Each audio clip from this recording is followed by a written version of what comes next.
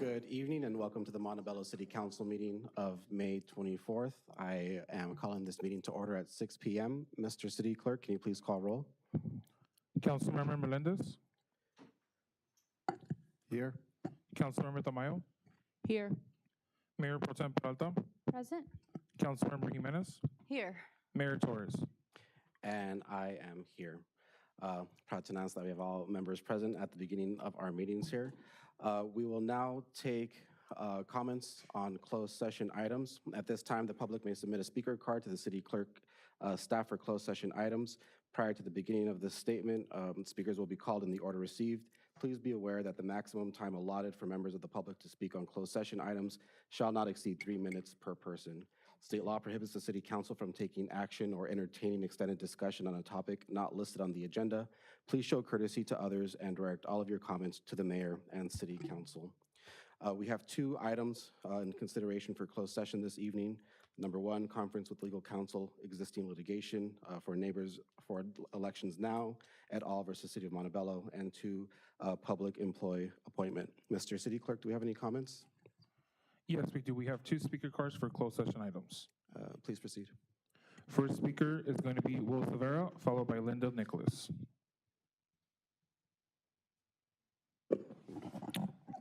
Good evening, Will Silvera. I wanted to talk about item number 2 for the appointment. I just wanted to express that there's rumors out there speaking about Alma Martinez from Almani that would be a potential hire for the city of Montebello. And, you know, just from, we're already dealing with people that have practiced certain job qualities that I don't think are very well for the city of Montebello. It was nice to hear on the newspaper that you guys agreed to for Renee's resignation. Hopefully his health gets better. But, you know, we need somebody that's gonna be able to understand the history of the city, be innovative, but also not trying to erase the history. And that's actually gonna be engaged with the community and be able to understand what's going on. If you guys are gonna be looking for a city manager, please understand that if they only have experience with the county services, then they're not gonna have the full capacity of knowledge of understanding how the police station and the fire station work, considering that they just have to pay a bill. They don't deal with HR hiring or anything like that, or the responses. So hopefully you guys can take that into consideration. Thank you. Next speaker is Linda Nicholas.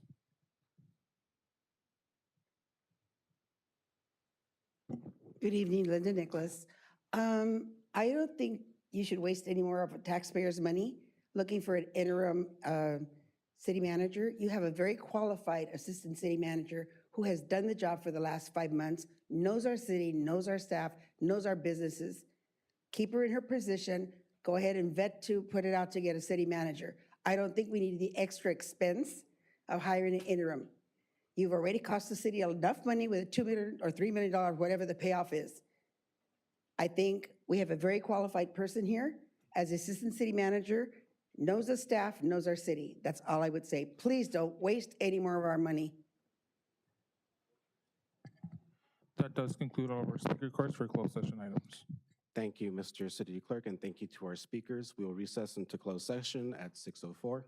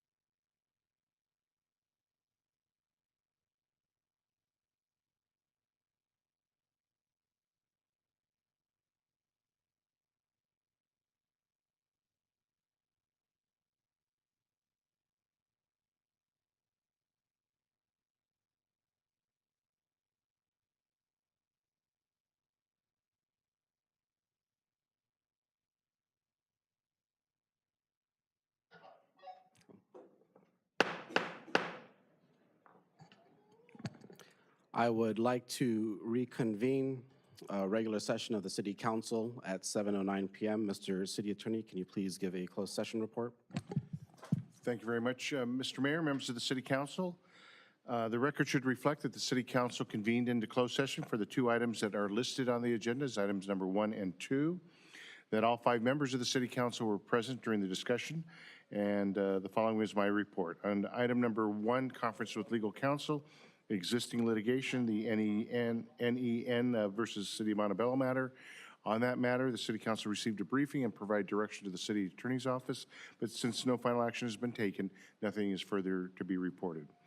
Item 2, public employee appointment. On that matter, a briefing was provided to the City Council.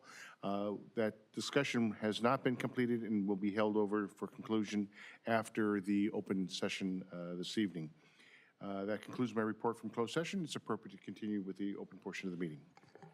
Thank you, Mr. City Attorney. To lead us in the invocation tonight, I will ask our City Clerk, Mr. Christopher Jimenez, and to lead us in the Pledge of Allegiance, if I can please ask Chief Espinoza to make his way to the front to follow our City Clerk. If you will please rise for the observation of both.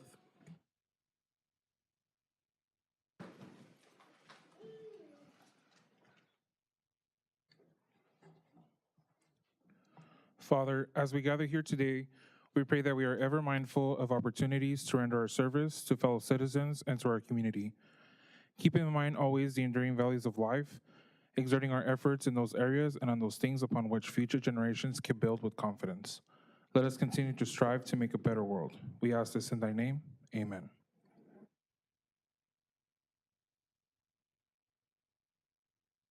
Place your right hands over your heart.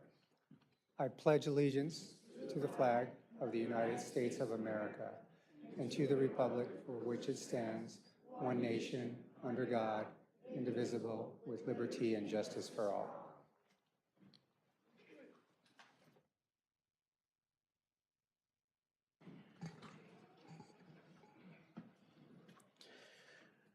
We have a very exciting and wonderful celebration of our city's services and our representatives this evening. If my colleagues will please join me at the lectern, we will recognize our new police officers, or start off with a recognition of our new police officers.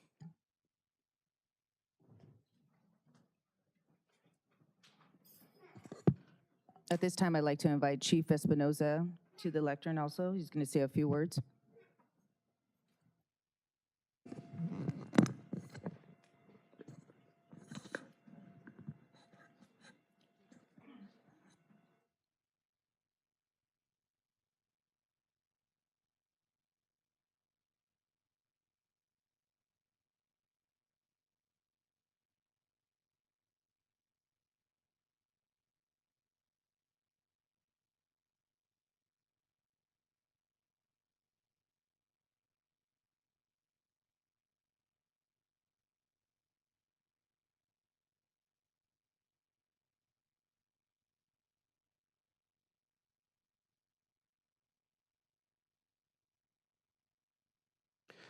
Tonight, we are honored to recognize a new generation of police officers, dispatchers, and technicians into our esteemed law enforcement family.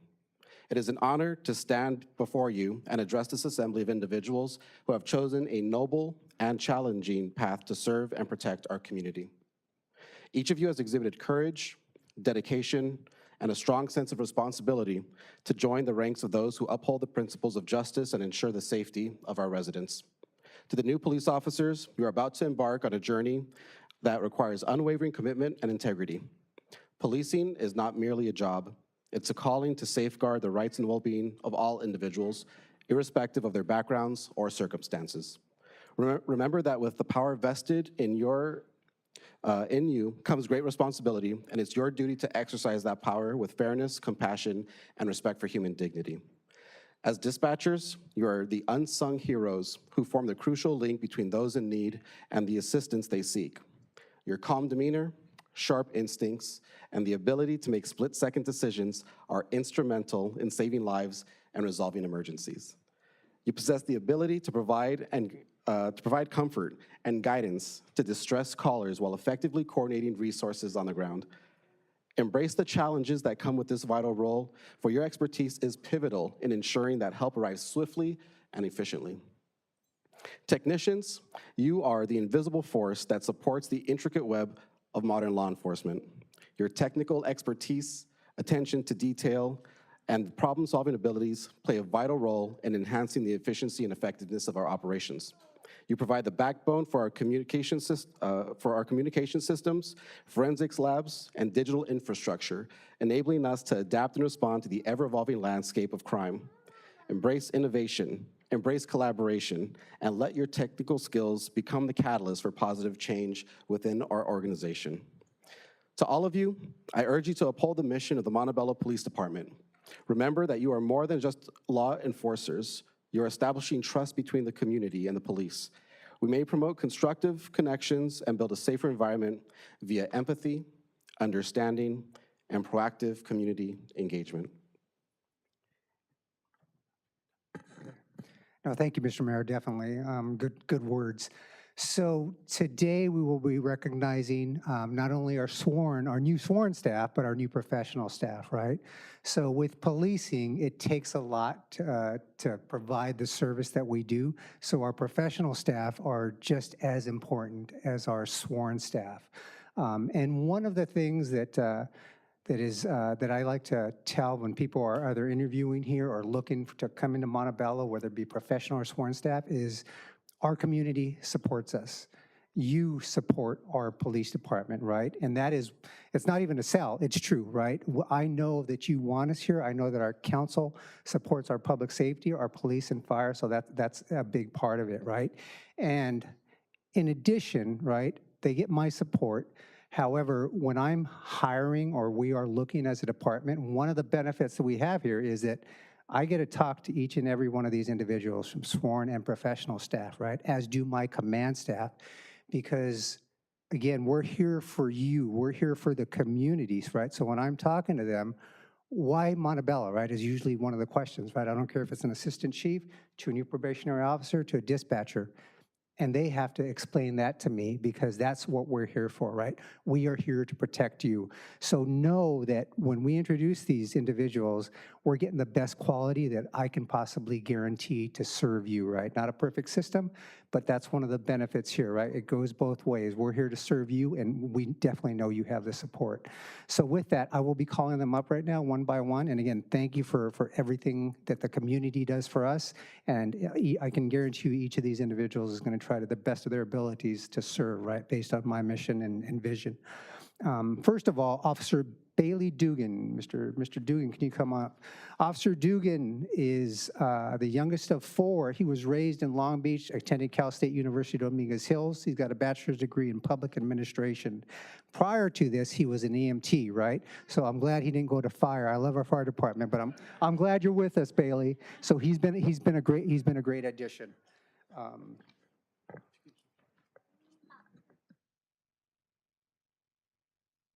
Mr. Ruben Gonzalez, Officer Ruben Gonzalez. Ruben, born from Los Angeles, Koreatown area, grew up. Comes from a family of law enforcement, which is always good. He's a workout kind of guy, enjoys working out like me. So he's been a pleasure, and we've had him here just a little while now. He's one of our newer recruits. Genevieve Lastra, Miss Lastra. Now, Genevieve grew up in Montebello, so she is one of our own, right? And so with that, I'm always looking to plant the seeds here to pull as many people as we can, whether it be from the high schools or anywhere else, right? Because they tend to be very loyal and they want to be here. So that's one of the first things I look for, and Genevieve came on board with us, so good to have her. Mr. Stephen Scholl from Linwood, although he was born in Linwood. He lives in Whittier now, so he is another local person, right? We try to keep within the general vicinity of our area as much as we can, because again, those people are the most loyal.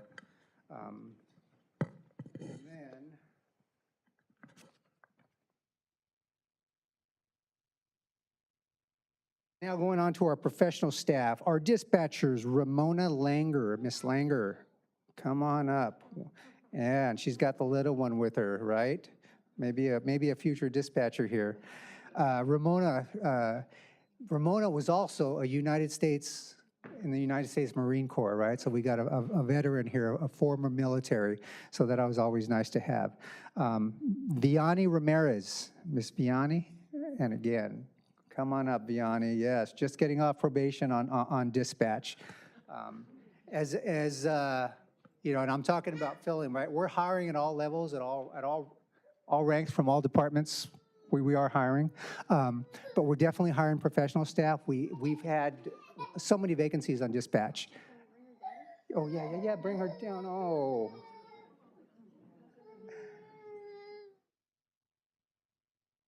But so it's nice to get our dispatchers filled. Yeah, with mama, huh? Yeah. I'm going to move on now to our police records technicians. Mr. Brian Edwards. All right, Mr. Edwards, bachelor's degree in criminal justice from Cal State Dominguez Hills. He also has done a lot of experience with probation department, so we picked him up over from the probation department. So it's good to have that knowledge base that Brian brings. He also has a 5-year-old daughter, and I don't think she's up here with him yet, right? And then I'm going to move on to Miss Evelyn Fuentes. Is Evelyn here? Oh, there she is. I'm sorry. There we go. So she currently resides in Ontario with her family. And a few years back, she took some law enforcement courses, so she does have a little bit of college background in that. And she's graduated from Pasadena City College with an Administration of Justice associate's degree from Pasadena. I'm going to move on to Miss Andrea Barrios Cimentel, our next records tech. She up here? Oh, hi, Miss Pimentel. Okay. So she was born and raised in nearby Almonte, attended some of our local schools here. She's married to a firefighter, but again, we're okay with that as long as you're coming to work for police. And again, I'd like to thank, again, first of all, thank the community, right? And each of these individuals, based on my interviews, are going to serve you to the best of their ability, right? Because that's what we look for, and that's what I'm trying to guarantee here as much as I possibly can. So I'd like you all to give a big round of applause.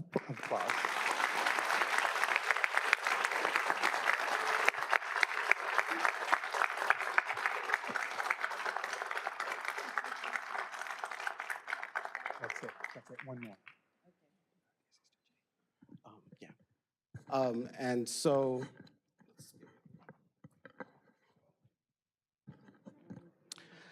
we also are welcoming another member to our RPD officially today, this evening in our council meeting.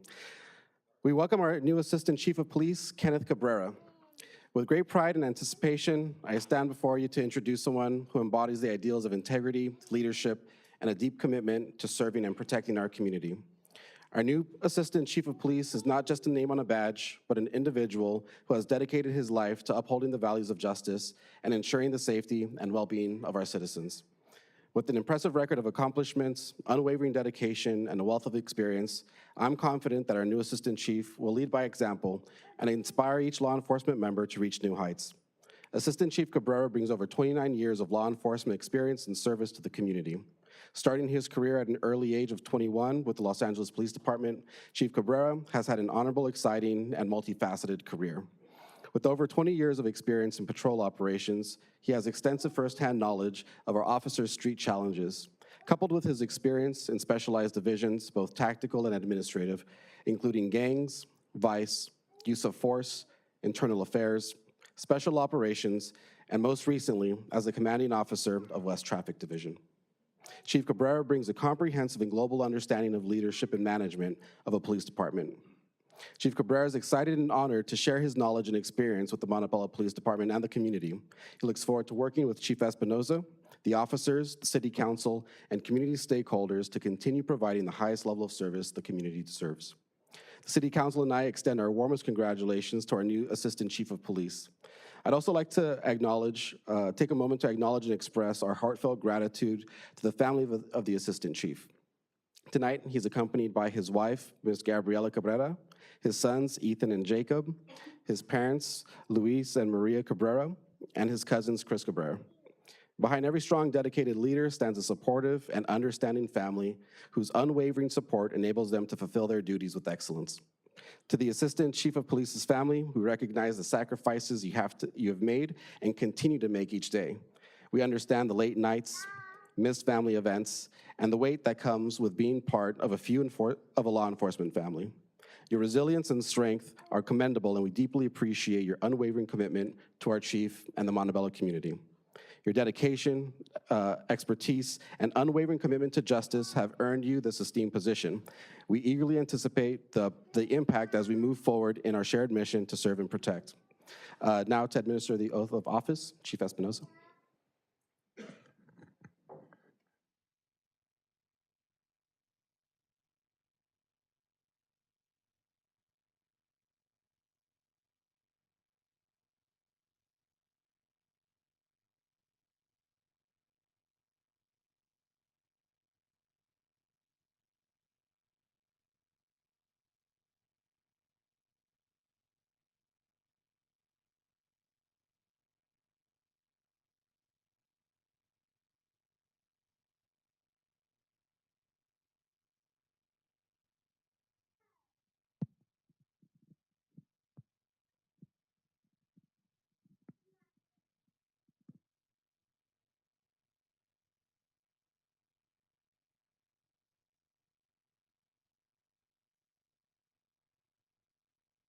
Go ahead and raise your right hand, Ken.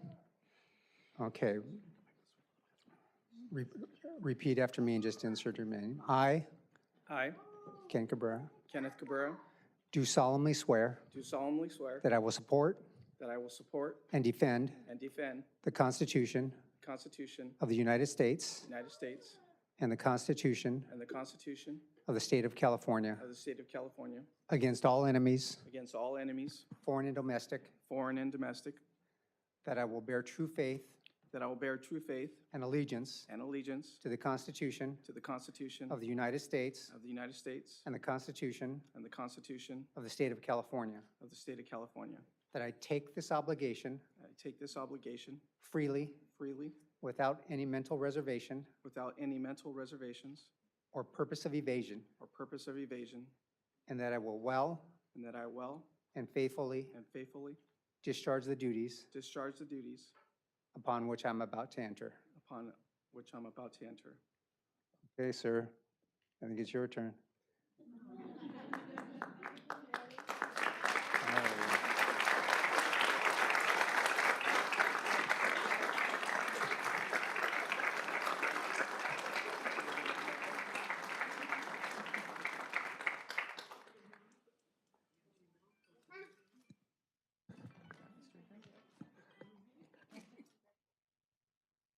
Welcome. Oh, that's okay. He doesn't care.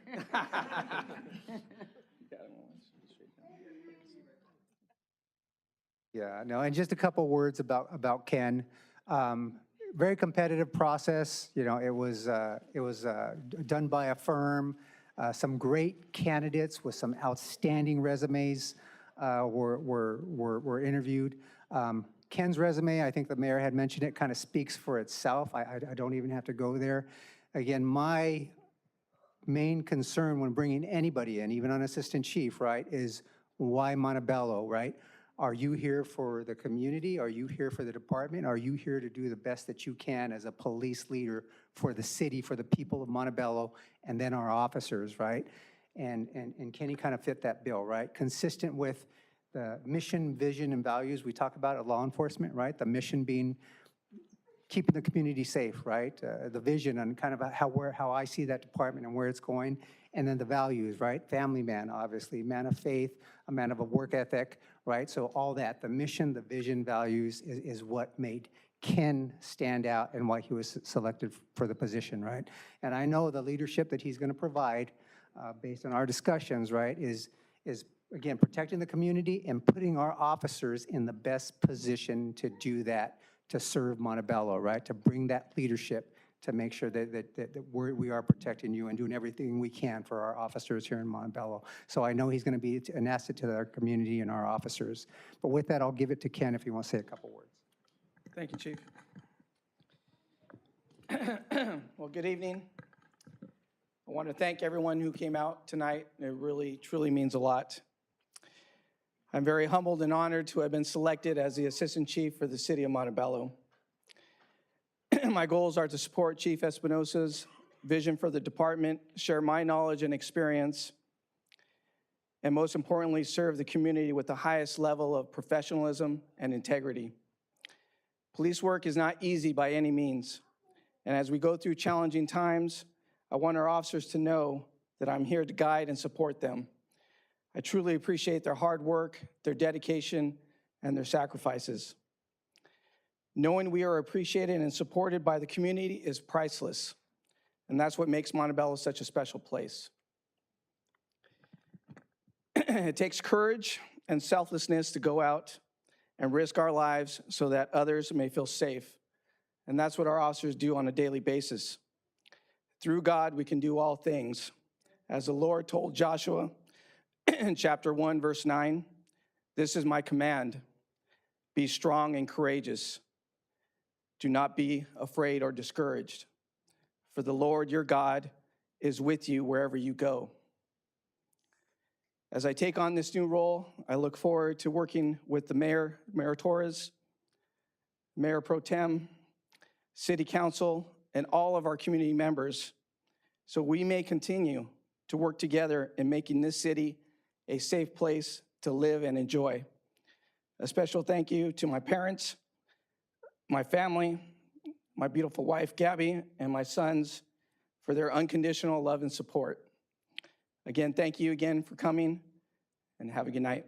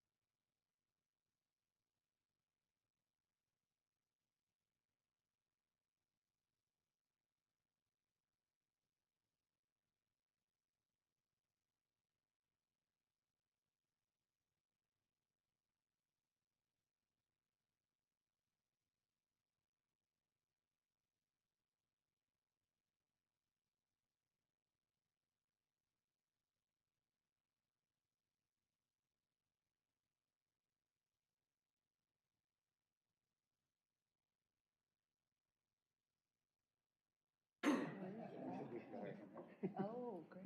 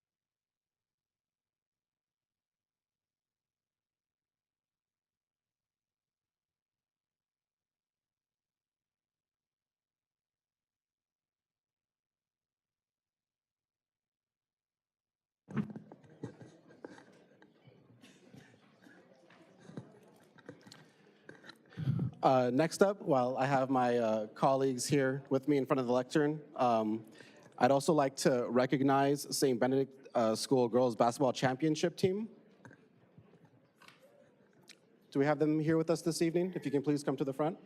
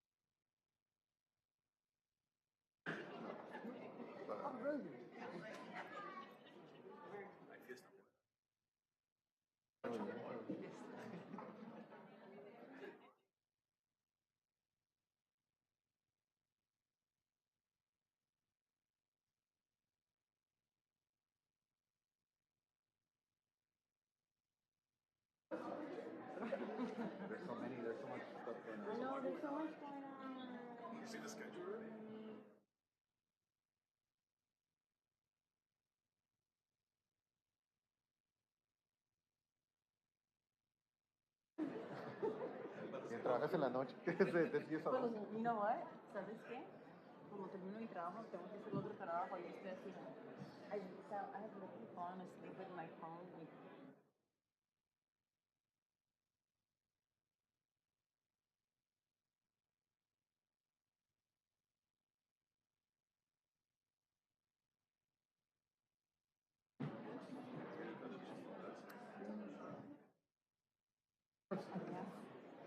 Chris, how do we put this down? Is it this one? Dale. No, espérame, es primero acá. A ver. You want to put them down? ¿Ya? Yeah, we're not, it's gonna look kind of silly if we spread them out.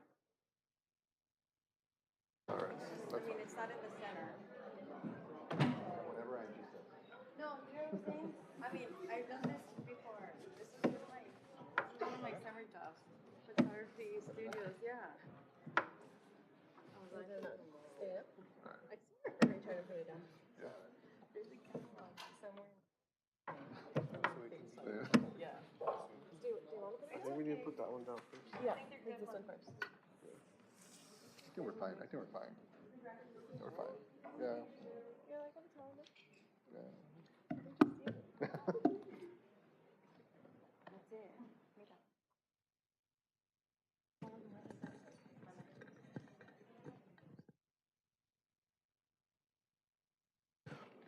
It's with great honor that we welcome the 2023 CYO Open Division Girls Basketball Champions from St. Benedict School of Montebello's A Girls Basketball Team. If we can please give them a round of applause.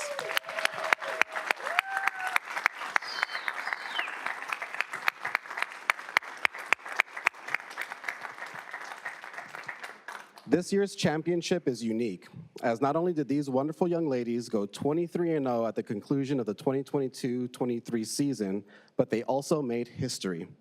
The year's championship marks the first time since the school's opening in 1941, 82 years ago, that the Lady Bruins have gone undefeated in league play for a second consecutive year, winning 2 CYO Mission League championships and 2 CYO Open Division championships. This year's championship consisted of the #1 overall seed, St. Benedict of Montebello, facing off against St. Cyprian of Long Beach. As game time neared, family, friends, and students from both schools filled the bleachers as excitement, nervousness, and anticipation filled the air. Following tip-off, St. Cyprian took a slight lead at the beginning of the game, but the Lady Bruins were undeterred and quickly returned with an 18-0 run that included 8th graders Andrea Padilla hitting three-pointers, Sammy Gutierrez attacking the basket, Sienna Semerina working on her mid-range game, Sofia Huerta grabbing rebounds, and Leilani Dominguez shutting down the other team's best player. At halftime, the Lady Bruins had taken a 17-point lead, and in the second half of the game, the Lady Bruins continued to dominate and attack on defense and offense, ultimately defeating St. Cyprian 43-22.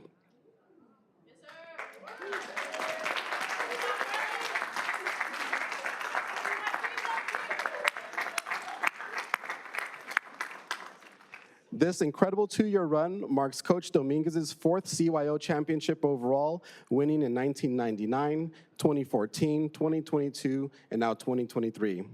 Ladies, your outstanding work this year on court is something I know did not come easily. I can only imagine the many hours you put into practicing and training while also continuing to make time for school, homework, family, and friends.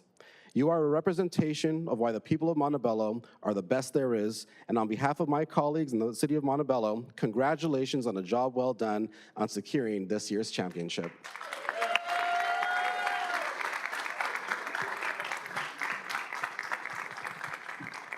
So we have some certificates made out for you all. I'm going to ask the Mayor Pro Tem to read off these names, and if you can just pass them down.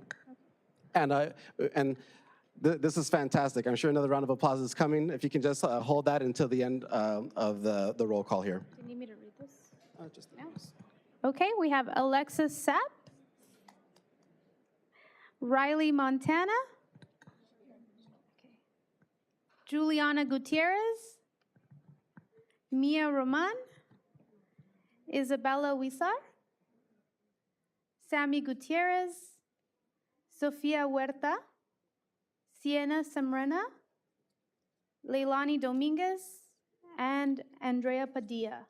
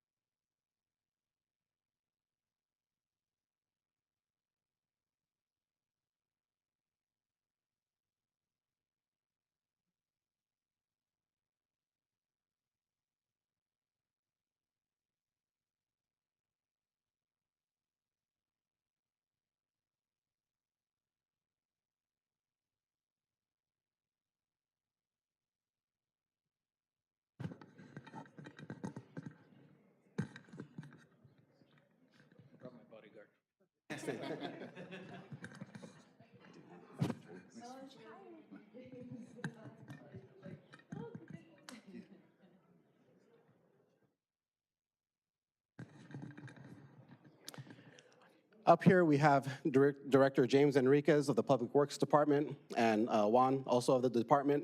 And we would like to share this proclamation for Public Works Week. This week, May 21st through May 27th, the City of Montebello proudly recognizes National Public Works Week. In 1935, the Federal Emergency Administration of Public Works was renamed the Public Works Administration, and a robust economic package that employed the public and strengthened price business would go out to help the U.S. make its way out of the Great Depression. Shortly thereafter, Public Works leaders formed the American Public Works Association that this year has chosen the theme of National Public Works Week to be Connecting the World Through Public Works. This year's theme was chosen to illustrate how public works connect us all through infrastructure and service, enhancing the quality of life for the communities these professionals serve. The City of Montebello's Public Works Department is made up of men and women who understand that it is their department that enables the citizens to perform business and conduct their personal lives in peace. Keeping our city infrastructure properly functioning and responding to emergency requests make this department a 24/7 job. Without you, our city would not be the well-oiled machine that it is today. With that said, I would like to give these members of our Public Works Department with us and those currently out working in support of our city a round of applause as we recognize them for all that they do.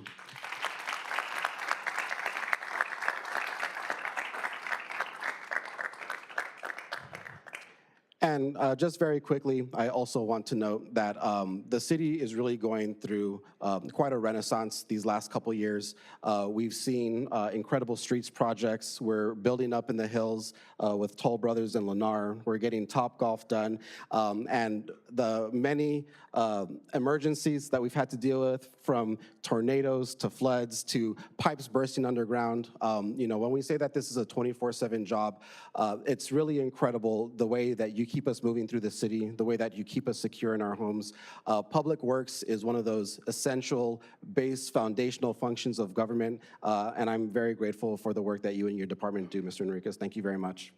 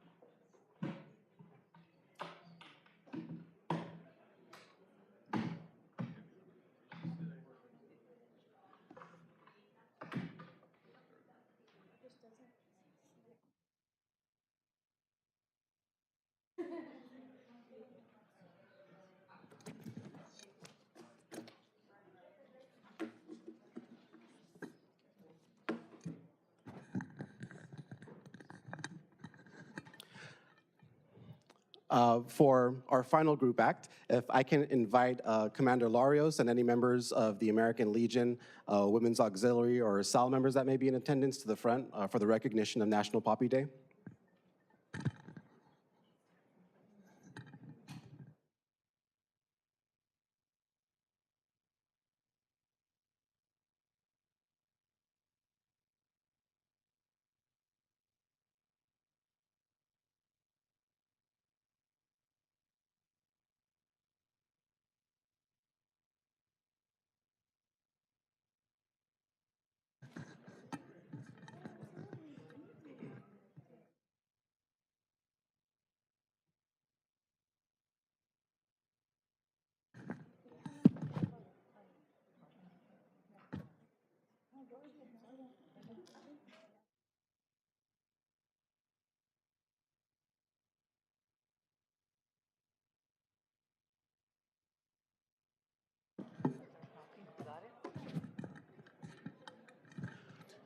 So a couple weeks ago, I got an email from a member of the Women's Auxiliary, Yvette Fimbres, let me know that coming up this month was National Poppy Day in remembrance of those that have lost their lives in the wars to protect our freedom and protect our liberties. So it was really my honor to bring this forward. We're going to be celebrating Memorial Day coming up this Monday, and we always talk in our words about, to make sure that we celebrate, every moment that we can, our veterans and what they've done for us. And so I was very proud, and I appreciate the support of my colleagues who, on a unanimous vote, agreed to recognize National Poppy Day and recognize our veterans. So if we can please have a hand for the American Legion, our Women's Auxiliary.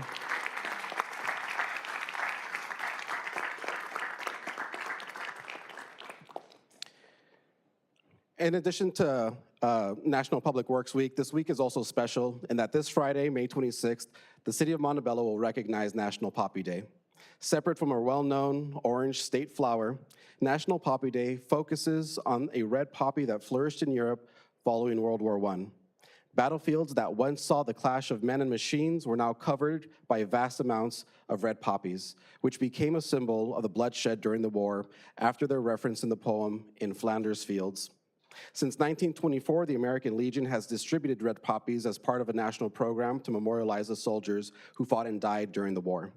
So tonight, in advance of National Poppy Day, I kindly ask that you take a moment to reflect on those who made the ultimate sacrifice for our country and encourage anyone who wishes to support the future veterans, active duty military personnel, and their families with medical and financial needs to visit the American Legion's website at www.legion.org. And a very warm invitation, which I'm sure Commander Larios will repeat and emphasize, to visit our own American Legion for fantastic meals of pozole and pancakes and all the wonderful things, a little bit of everything. So Commander Larios, if you can share a few words with us just on the significance of the event and the American Legion. Thank you, Mayor Torres. It is definitely an honor to be here this evening, and thank you, Mayor Pro Tem, and council members for proclaiming National Poppy Day here in Montebello. It is a day of remembrance, as you mentioned, for all those veterans that have gone before us and made the ultimate sacrifice so that we could live a free life today. As you mentioned, this Monday, Memorial Day, after the ceremony at Montebello Park, we will be having our open house. Please stop by, visit us at American Legion Montebello, Po 272, right down the street. Also, our auxiliary and our American Legion Honor Guard will be laying a wreath on Friday, Poppy Day, at 2 p.m. at Montebello Memorial Park as well. But thank you again, Mayor, for your support. As always, we really appreciate it. Thank you. Thank you for your service, Commander, and thank you, everyone.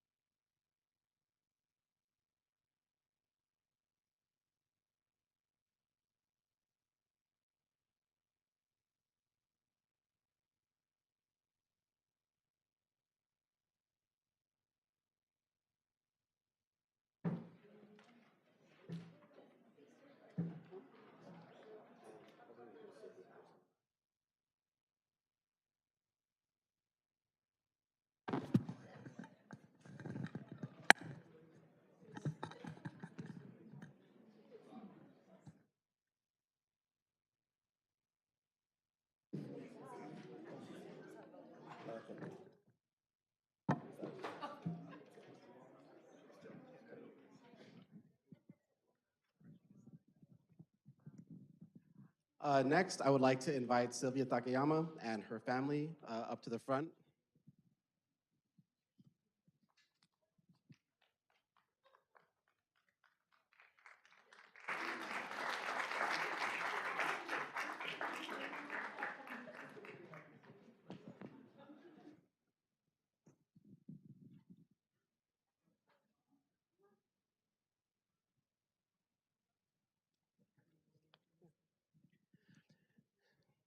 This evening, we have the pleasure to observe and bear witness to the oath of office for Sylvia Takayama, who will be my District 4 Commissioner for the Parks and Rec Commission. When I first brought to council the idea of opening up these positions by application, my intent for the city was to try and get rid of some of the politics that the city has seen in the past and really base these positions and these opportunities that we have in people that are knowledgeable, experienced, and that can really deliver excellent services for the residents of Montebello. Sylvia's contributions to the community are varied and wide. I first met her several years ago when I was doing my pick and strolls as a younger Green Council member. I was really impressed with the way that she was able to organize parents and children to come out early in the morning on weekends when everyone wanted to sleep in, and just enjoy their weekends, to participate in an activity about beautifying the community, about expressing care and concern for our neighbors, and really putting in that effort to uplift Montebello. Since that time, it's been an absolute pleasure to work with you more, and also with Brandon Takayama, her husband, that joins her here.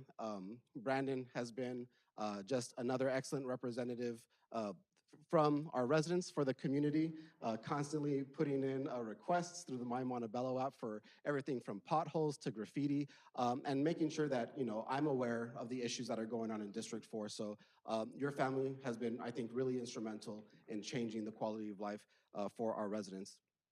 Speaking about experience and really delivering on these positions, individuals not only of character, but with the know-how to get things done and the way that things should be done. Sylvia served on the board of the St. Benedict's Guild. She's been a committee chair for her son's Boy Scout group, and through her daughter, she's advocated and organized for special needs children.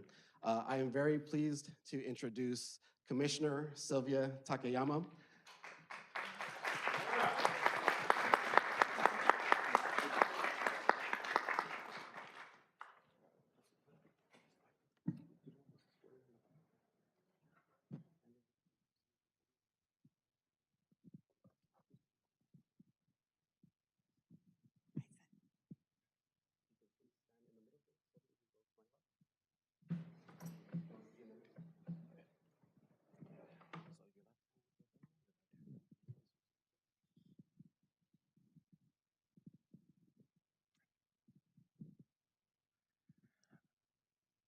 Please raise your right hand and repeat after me.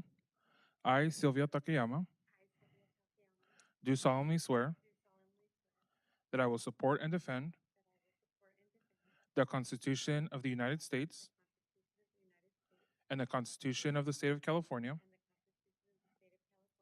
against all enemies, foreign and domestic, that I will bear true faith and allegiance to the Constitution of the United States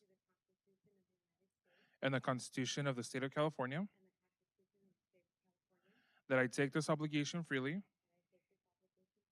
without any mental reservation or purpose of evasion, and that I will well and faithfully discharge the duties upon which I'm about to enter. Congratulations.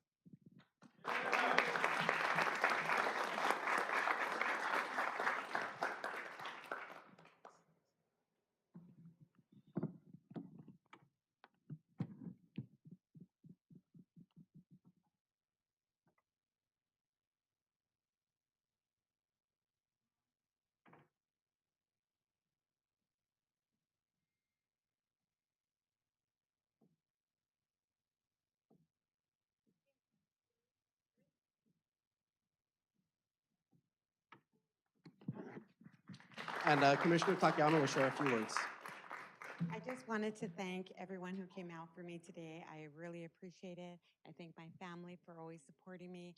And I thank the Girl Scouts, my extended family, for being here present today.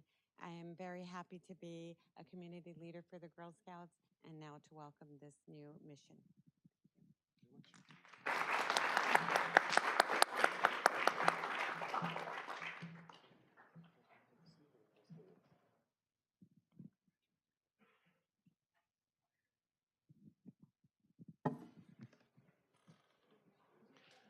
Next, I'd like to welcome Victor Cuevas into the lectern.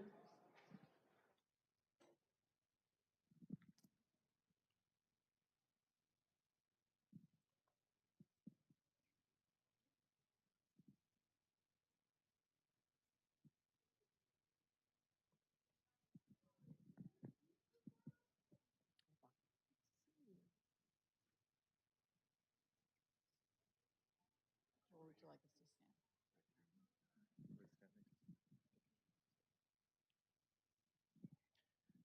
Victor Cuevas is another incredible Montebello resident. And the transition from at-large elections to by-district elections, I had the idea that that we needed strong representation in these new districts that we created to have the opportunity to service our residents and focus on the issues that matter to us in our new areas while keeping the whole of Montebello in mind. The Mayor Pro Tem and myself took this step to reorganize our commission a little bit into this new structure. That's why when Victor became a free agent, I was very excited to extend the invitation to apply for the commission position.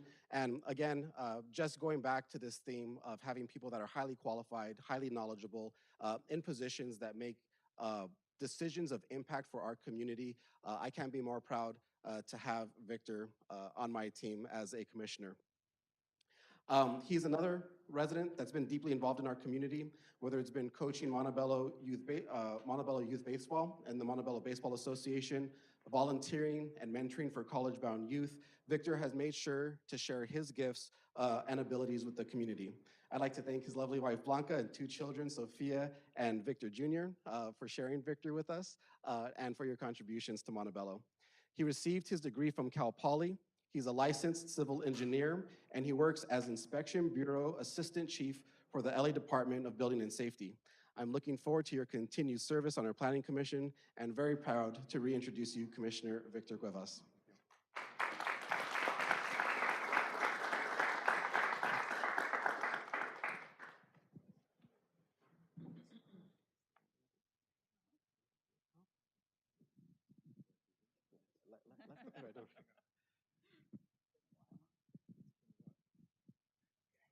Ready? Repeat after me. I, Victor Cuevas, do solemnly swear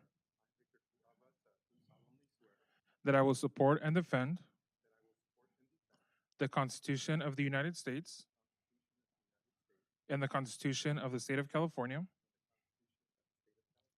against all enemies, foreign and domestic, that I will bear true faith and allegiance to the Constitution of the United States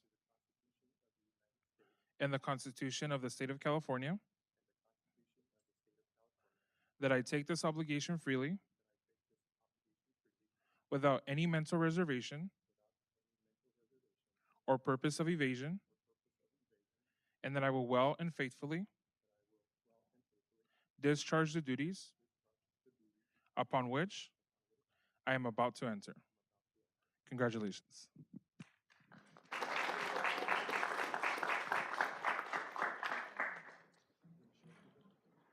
Sure.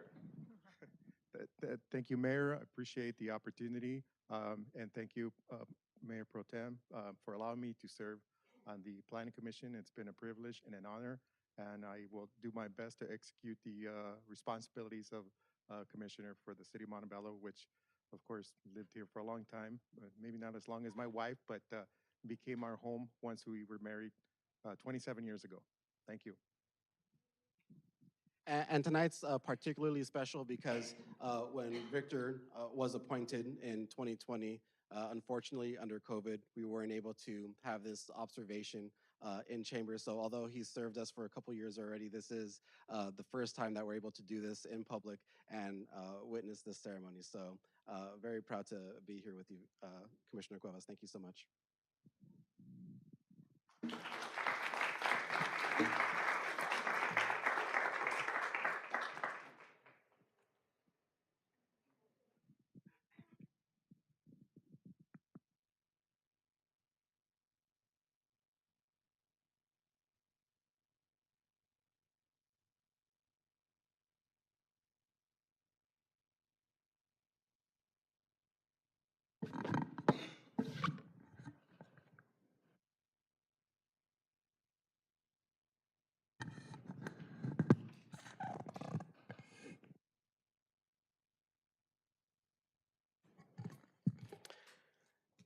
Next, we have the budget update for fiscal year 2023-2024.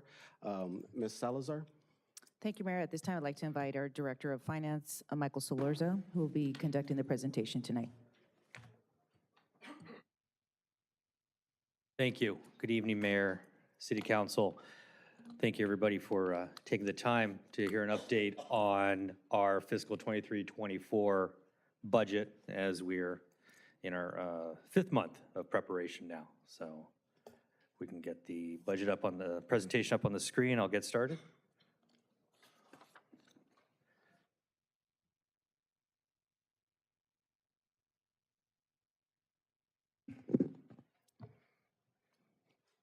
Excellent, thank you. So for tonight, we'll get an overview of the general fund and all funds, a little bit of discussion on modified zero-based budgeting, kind of what we do here in Montebello, supplemental requests and organizational changes that are being proposed, highlighting general fund revenues and expenditures, and then a CIP, very, very brief CIP overview as we're still in the stages of developing it. Oops.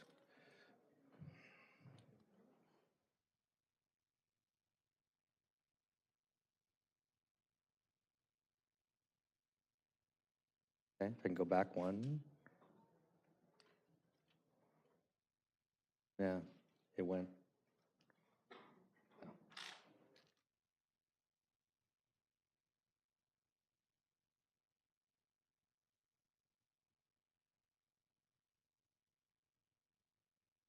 There we go. Okay.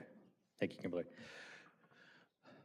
So a quick run through on the calendar where we've been so far. So budget preparation starts back in February when the second quarter budget report is given. We've had a study session in April. There was a budget presentation 2 weeks ago. We have tonight's presentation, and then there'll be a presentation for budget adoption, our first meeting in June. In addition, per City Council direction from the May 10th meeting, the draft budget message has been provided to Council. I do caution it is a draft. It's probably about 90% complete, but that does give, that 34-page document does give some good background as to the budget as it stands today. The updated fund balances sheet will be provided next week along with the draft budget book, again, per City Council direction.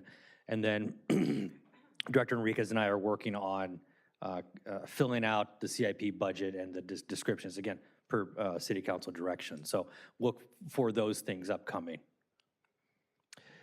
And then a little more detail here, you know, that's the presentations that have been given to the public is kind of the stuff that everybody sees. There's a lot of work that goes on behind the scenes in terms of putting together the $210 million budget. Back in January and February is when the staff here in finance starts with revenue updates and looking at where we're going to end the fiscal year, preparing the mid-year report. I hold a budget kickoff meeting for departments to introduce the timeline and deadlines and processes for the 23-24 budget season. And then we start getting the budget requests from departments, and then that's iterative process where my staff and I are working with the departments to figure out what is needed and what we can actually afford in the budget. And again, constantly updating revenue forecasts. That's probably one of the biggest items I spend a lot of my time on, is making sure we're really honed in on where our revenue is going to be for next year. And then in April, we continue to build the budget across all the funds. Obviously, we have about 3-4 dozen funds that account for all of our spending and our revenue. Again, still fine-tuning our expenditure forecasts and looking at some of those citywide expenses like debt and utilities and insurance costs, and making sure that the most accurate amounts are included in the budget. Again, working really closely with Public Works on their CIP budget. And then May, that's kind of really where rubber hits the road, and we're doing some final fine-tuning of the budget document and really figuring out what we can afford, work with the departments to fit in supplementals and respond to different requests from the departments in terms of what needs to be included in their budget. And then June, we adopt the budget. And Just real quick, as can be seen, this is a team process. So, obviously, thanks to my fellow department directors, all of their staff. Thank you to City Council for the leadership and for, giving me an opportunity to present the budget and, to the council and to the public. And again, it's a team effort. So yes, I'm up here presenting, but I couldn't do this without everybody's help. And it's much appreciated. So as of right now, as of today, and this will change, if the budget were adopted today, the general fund budget would have a surplus of $617,000. So very positive. Again, I'm still working with the departments, especially fire and police, in terms of some of their supplemental requests, making sure that everything's been included that is essential and needs to be included. So those numbers will change, but as of right now, we're looking at about a $617,000 surplus. That will probably get a little smaller as some more essential supplemental items are added to the budget. So an all funds overview, obviously that was the general fund, but it's important to realize that the general fund is just one small portion of the operations here in Montebello. We have a $210 million expenditure budget proposed right now across special revenue funds such as the Metro Local Return Funds that goes to fund all of our CIP projects, our grant funds, excuse me, enterprise funds such as transit and the hotels.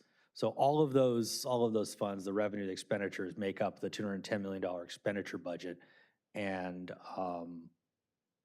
is what rounds out and complements all the operations here for a full service city. So I want to touch a bit on the zero-based budgeting and the modified zero-based budgeting that is used here in Montebello. I think it's important to kind of understand the approach that's taken and why it works for us here in Montebello. Interestingly, so zero-based budgeting is relatively new, less than 50 years old. Was created by an accounting manager at Texas Instruments, of course. Who else would come up with something like this other than an accounting geek? But at its basis, zero-based budgeting, it's a budgeting method that analyzes an organization's needs and costs by starting from a zero base. Basically saying, okay, everybody start from zero and build up and justify every single dollar. So there's no assumed funding allocation from year to year. You really start from zero. Interestingly, the state of Georgia under Jimmy Carter attempted to do this, and Jimmy Carter as a president actually attempted to use this in the federal government. So to me, that sounds cumbersome, but it's either here or there. So there are obviously some pros and cons to zero-based budgeting. One of the pros, one of the positive things is it requires justification of all expenditures.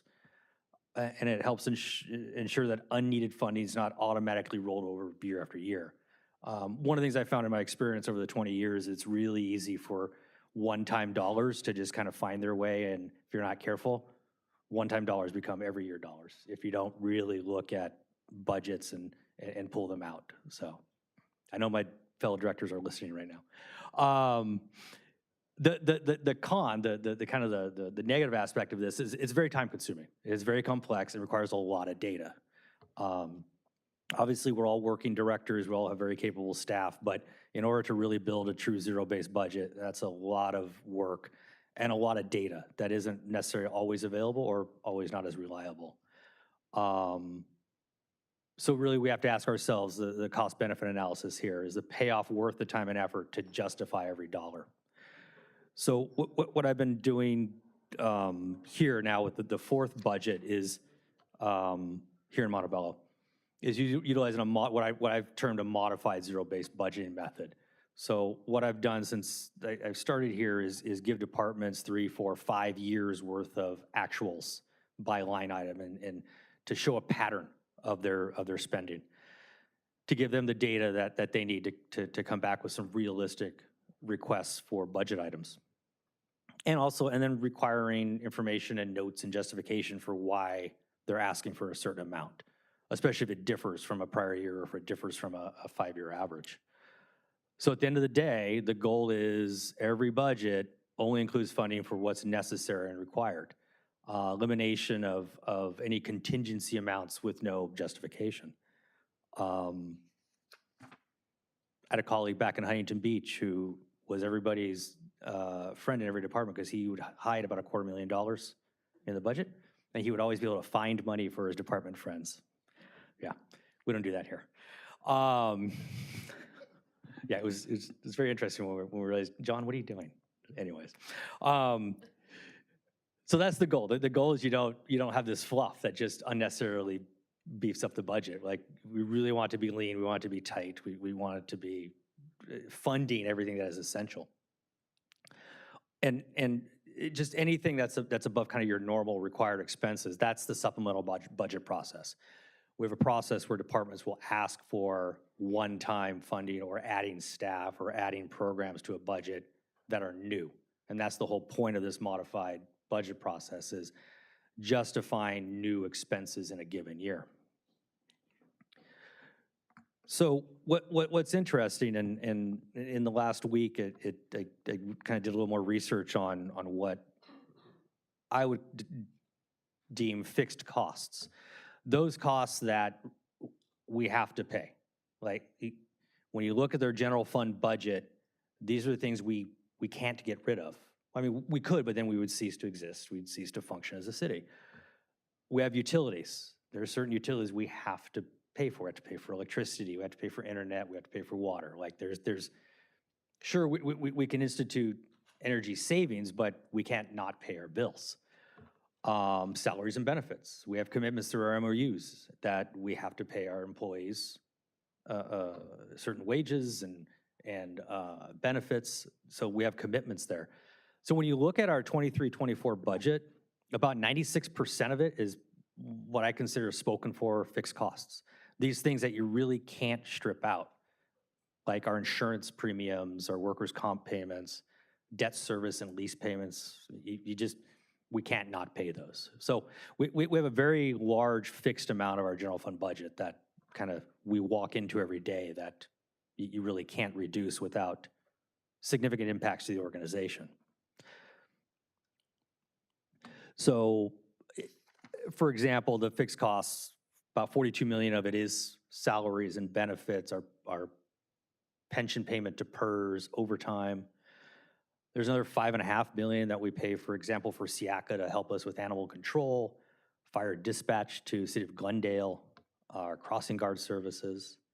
Another $11.5 million for things like tree trimming and landscape and custodial services, our software licenses. So all these, again, I consider these fixed costs. Yes, can we trim a little here and there? Sure, but to what extent, right? And what are you giving up if you're cutting certain contract services?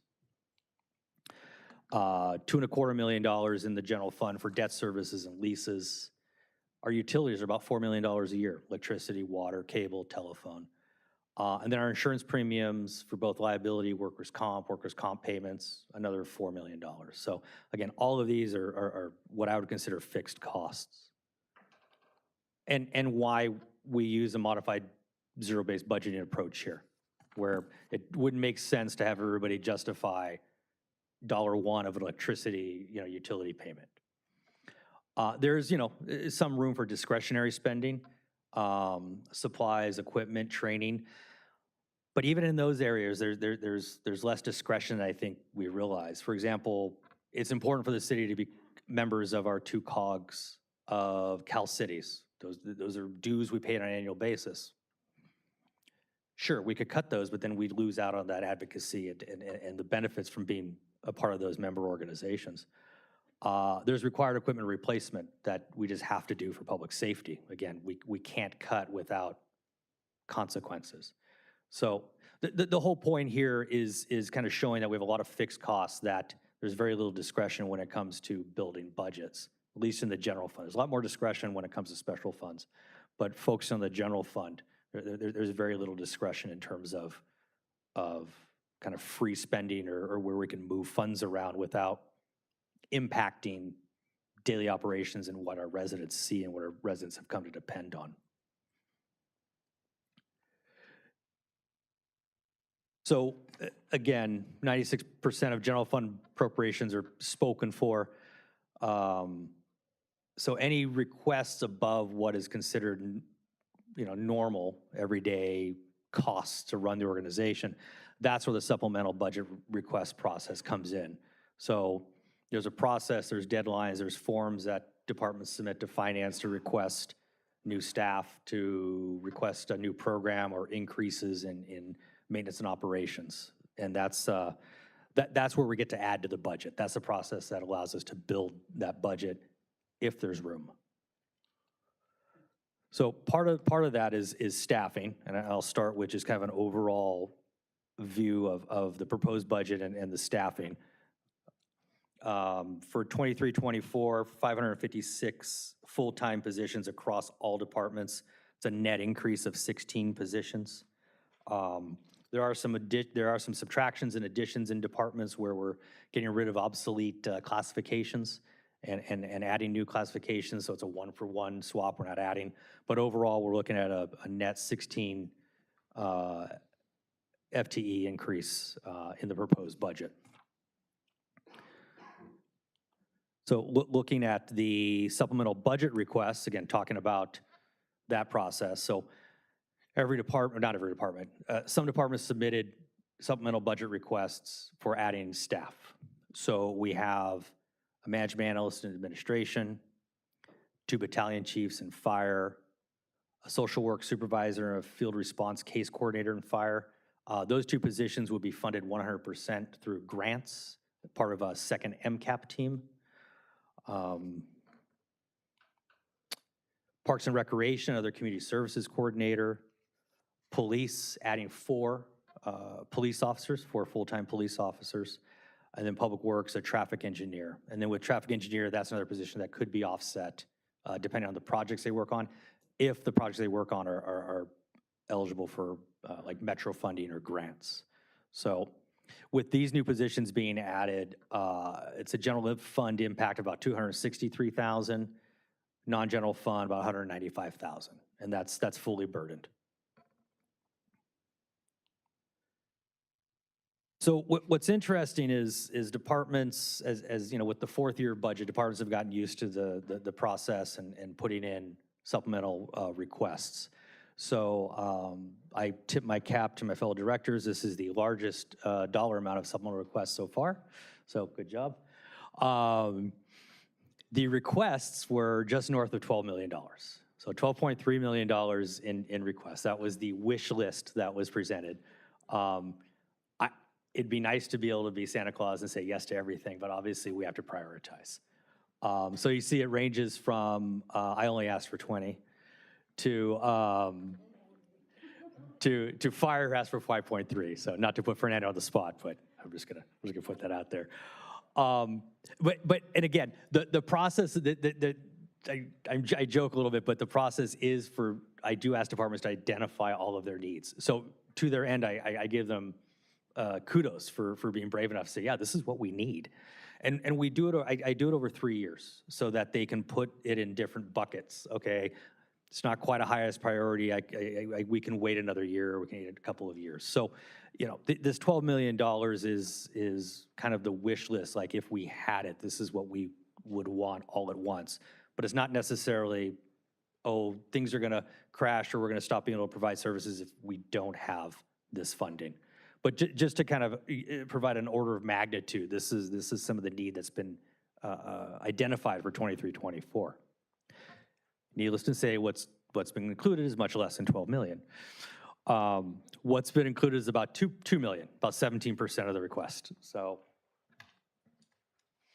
and this is not news, my department directors know this, it's not a surprise to them.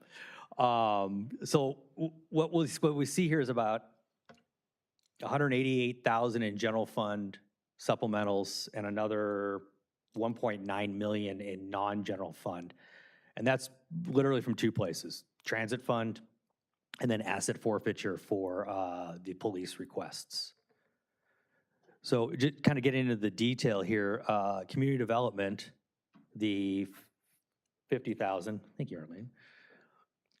Again, looking at beefing up our economic development efforts, throwing some more money at the marketing and creating some videos and other essential tools to help market Montebello for our economic development efforts, doing some downtown corridor building maintenance on some city-owned buildings. Finance, updating our cashiering software to help our customers be a little more efficient. Parks and Recreation, we're actually going to be buying some special event supplies. It's more cost effective, Director Sosnowski found out, versus renting them all the time for some of these items like lights or light towers or generators. New banquet tables and chairs for the senior center, updating the recreation class software ActiveNet. And then for police, prioritize the purchase of 11 vehicles. So for patrol, detective, and then a couple of admin vehicles. The interview room camera and audio needs an upgrade. That's out of compliance, so that needs to be updated. Some new mobile data computers and tough books and a laser scanner.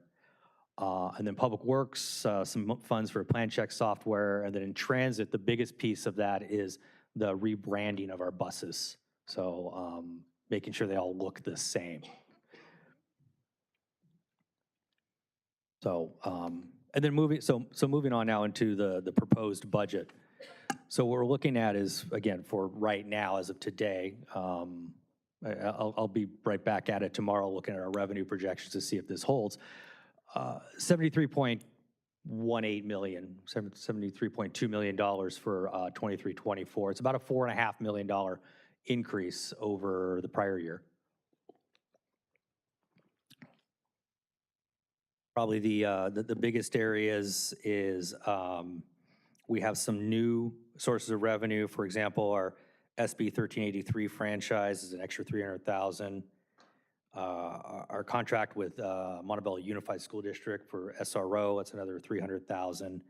And then you'll see some bumps in license and permits and charges for services related to development projects. With Metro Heights and Top Golf projects underway, we're seeing a little bit of a bump in like plumbing and building, electrical and mechanical permits. So we've seen some increases there. So our revenue pie, again, nothing new from prior years. The ratio stays the same. Sales tax is what helps us, followed closely by property tax. The transfers in, that does include how we reimburse ourselves for our PERS costs. We transfer in from the retirement fund.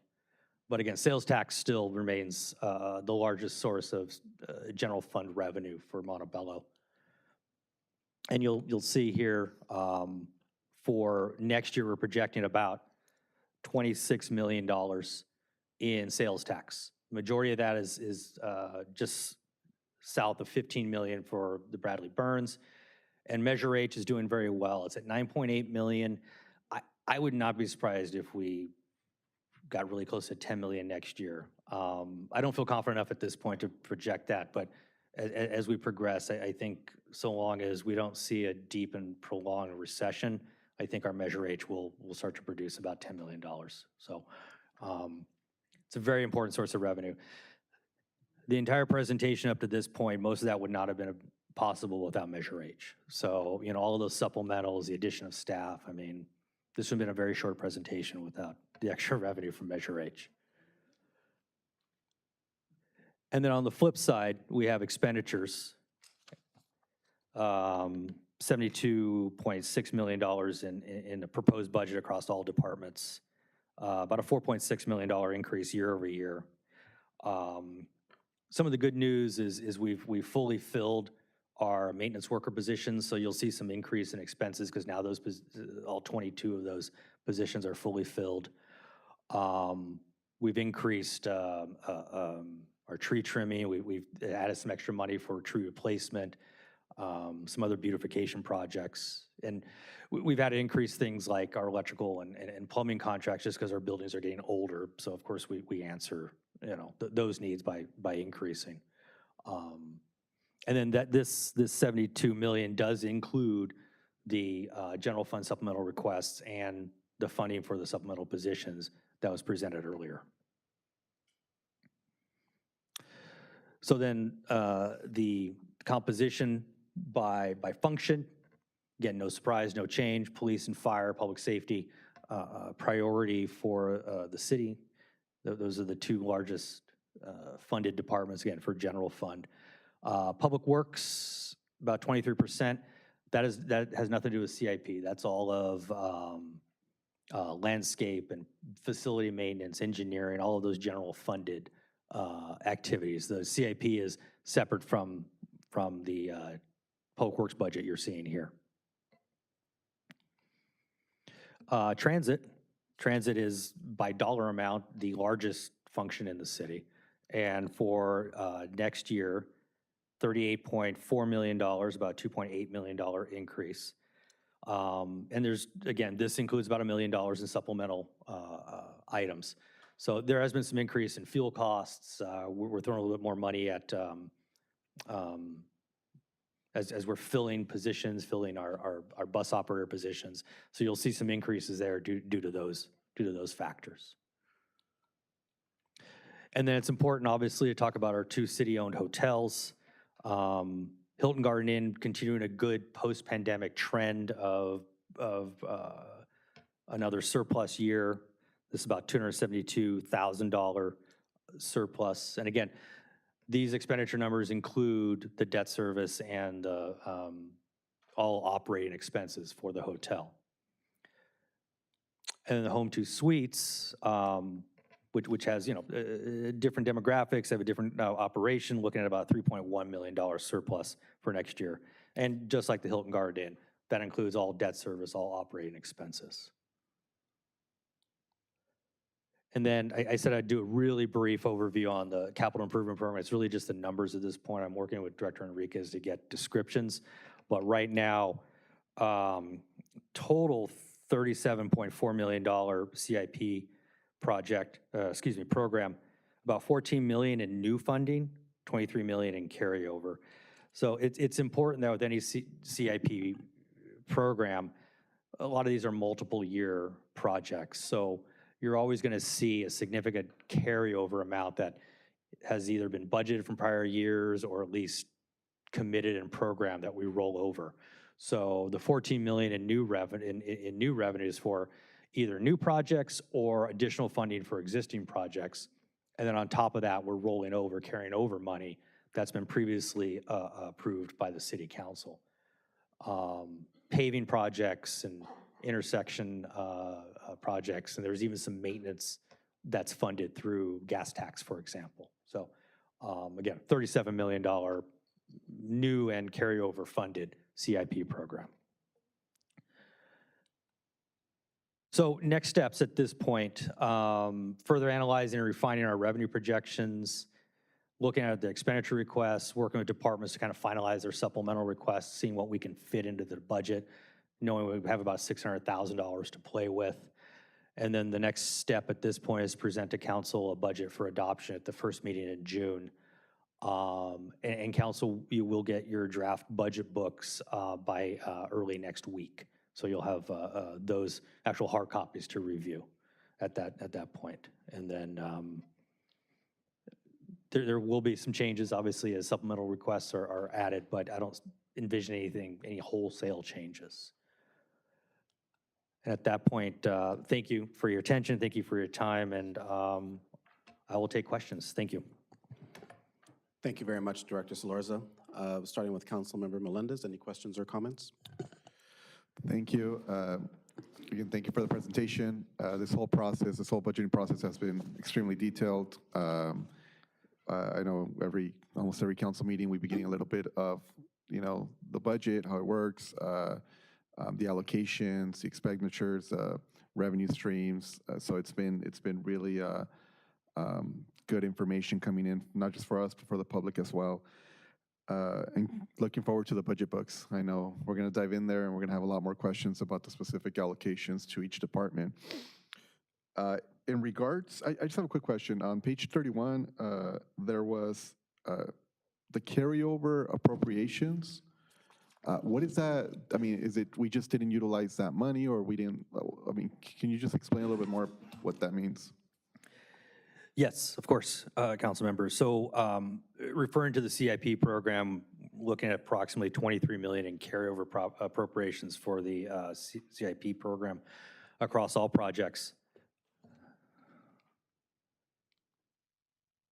There we go. So what that is let's say a project was approved 2 years ago, was approved by council, and it was a budget of $1 million. And we've made some progress through design and maybe some engineering work, and we've spent 200,000.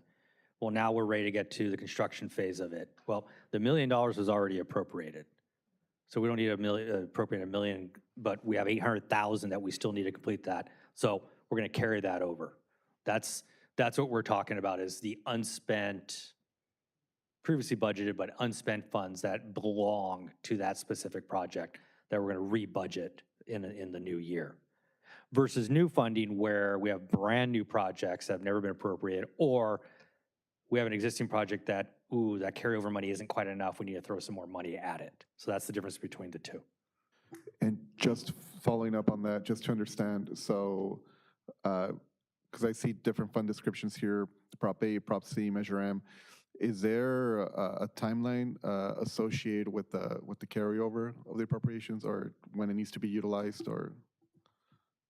Yes, so with the local return funds, Metro will, they do an audit every year and they look for lapsing funds. And typically you have to spend your money within 3 years. We do a good job of that. Prop A, we have a little harder time just because it's restricted a little bit, and we have a transit organization, transit operation that makes it a little more difficult to spend. But those carryover funds, there's not necessarily a timeline so long as progress is being made, and James and his team are working to determine what we need to carry over and how much. Got it. Thank you. Mm-hmm. Thank you, Councilmember Melendez. Councilmember Tamayo. Thank you for the opportunity to take a look at these numbers. Likewise, I appreciate the detail and your ability to be able to explain this budget and numbers in a way that we can understand. My one question is on when we have revenue that's one-time revenue, like when we sold our water district, how is that represented in this budget so that we know that that is one-time revenue, and if that's a high number in comparison to expenses, and how we look at that? Yes, so for example, in the water system sale is a perfect example because this was such a large number. So when we received that almost $16 million, we received it in February of the current fiscal year. Mm-hmm. So what happens is when we receive revenue, like that one-time revenue, we record it the day we receive it. So what you won't see it in 23-24 because we've already receipted it in this fiscal year. Where you will see it is when we close the books on 22-23. You'll see a big spike of $15 million in the general fund, because that's where we recorded it. And then when we close the books, you'll see the change in fund balance from 6/30/2022 to 6/30/2023. And it'll reflect that $15 million in revenue received in the current fiscal year that essentially falls to fund balance. Thank you. Mm-hmm.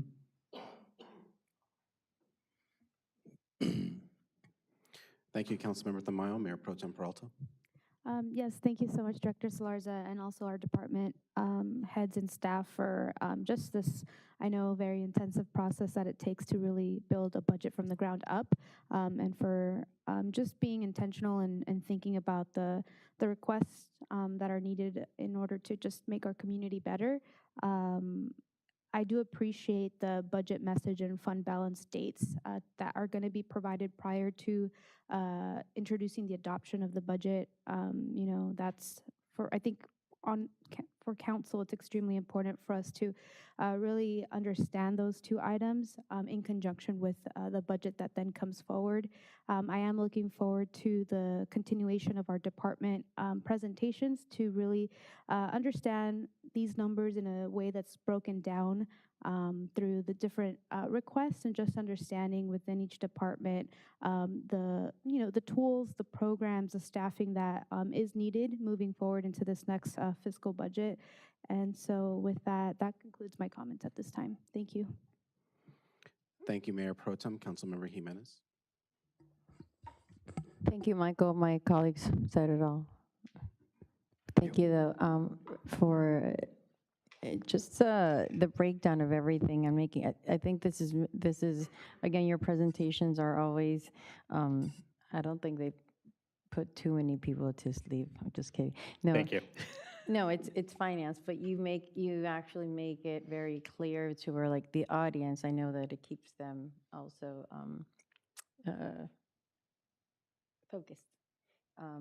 But I do appreciate again everything that you and your team, and I know that my colleagues do as well, do the breakdown of everything. And again, thank you for everything up to this point with the finance, for making sure that our budget is and our projections are healthy. Thank you, Councilmember Jimenez. And again, thank you, Director Solorza, for the overview. There's, I think, some interesting numbers and figures in the presentation that you had here this evening. I'll repeat a comment that I've said before in different ways. You know, the budget is really where the rubber meets the road for council. In terms of the way that we go about legislation and, you know, some of our passion projects, I mean, our real big responsibility is in being the fiduciary stewards for our city's general fund and our various accounts, and just really trying to make sure that the way that we're going about our operations is in line with the priorities that we're setting. You know, through the budget, we get to express those considerations, those aspirations, and how we're prioritizing and addressing the needs of our community. One of the things that I would appreciate some more detail on, if not this evening, in another presentation, in one of your slides, you talk about a 15 FTE increase in the budget. I just want to understand what that means more in terms of exactly what kinds of positions we're hiring, how those positions will help us accomplish our goals and our mission. I think one of the things that I've really heard from the community that I hope that, not that I only hope, but that, you know, I think this council should address in the budget is the way that we deliver on our services to our residents. One of the common complaints from our business community is the difficulty in getting people on the phone to answer questions. One of the common comments from our residents is getting voicemails and, you know, it being difficult to get calls back. And that, I'm sure, has, you know, a lot of different issues, but I think from the way that we've gone about rounding out our organization in terms of its staffing, from my perspective, has seemed to be a little top-heavy on the administrative side, and I would like to see this budget really reflect the, what I would hope to be council's commitment in delivering services to residents. And when someone sends a message or needs information, that they're able to get that call back, that they're able to connect with someone and get that assistance. And particularly when it comes to public safety, I want to thank you and Chief Espinoza for adding those 4 positions to the table of organization for this upcoming budget. I think that that's a major priority that our residents expressed in this past election, and we've seen the impact that COVID has had on a lot of different crimes. Our communities, particularly in the South, have just been really worried about some of the trends that they've seen, and whether that experience really matches the data, right? Because sometimes there can be a disconnect between what we see at the end of our driveway versus what the overall trend actually is. Nevertheless, I think that it's important that we address those experiences, right? And that this council be able to tell the story that we are committed to ensuring the safety of our residents and our neighbors. So to that, if you could detail a little bit more specifically what those 4 positions would do. And I think the description said that they fill specialty assignments and improve community engagement. So we just want to make sure that we flesh that out a little bit more and make sure that as much as those positions are serving to, you know, serve as the facilitators between the community and the PD, that we are, you know, getting those officers, that we have that commitment to increasing our force because we have suffered, right? And whether that be through market forces or whether that be through budget forces, especially as you mentioned with the passage of Measure H, we really have an opportunity to deliver on the public safety side there. I also wanted to ask, and because we don't have quite a detail on what the requests are, without getting into too much detail about the way that Beverly Hospital the bankruptcy is affecting our services and the way that we and the resources that it provides, the medical resources that it provides to our community. It has been my understanding that there is a need for a vehicle other than a fire engine or a ladder truck, so that when we are addressing some of the emergencies that we have, that we don't have those assets leaving the city. So I don't know if staff is prepared to comment on that this evening, but if that hasn't been included and considered in this budget, I would like to see that asset added to our resources so we can keep our most critical engines in the city. And Ms. Salazar, you have a comment? Yes, Mayor, I'd like to add a comment to that. That's not part of this presentation. We're going to actually bring a separate council agenda item to speak to that. It will, as you mentioned, a smaller unit. It will involve a diversity in our staff levels, so that would be something that we'd like to bring as its own independent item. And I have had discussions with Chief Pelias, who has we've had a brief discussion about what that proposal might look like, but I think due to the nature of what's happening with Beverly Hospital and some of our other hospitals in the other general areas, plus the impact that what's happening at Beverly Hospital will have on those, we'd like that to be considered as an independent item. Absolutely, and thank you for that additional information. And looking forward to the meeting that we're having later this week to talk more about that issue. I'd also like to note, in terms of that 3.9%, that is more discretionary in spending, aside from that 96%, that is just day-to-day operations and delivering those critical services. Happy to see that fire and police seem to be kind of in proportion what we might imagine those expenditures to be. As you mentioned again, with our sales tax funds, we really did make that commitment to the public that we were going to deliver on safety. The number one request was that we maintain our services. And so just making sure that we continue on that track and again, being able to tell that story is very important. I also wanted to ask in this budget, I previously have requested the consideration of a position in our public affairs department regarding the way that we interface with the public on social media, being that Facebook and Instagram, Nextdoor, and even Twitter to a certain extent, even though I'm not quite a Twitter user, there are those that absolutely rely on it. I was wondering, and I didn't quite see if there is a consideration for a position and how we plan to go about achieving that.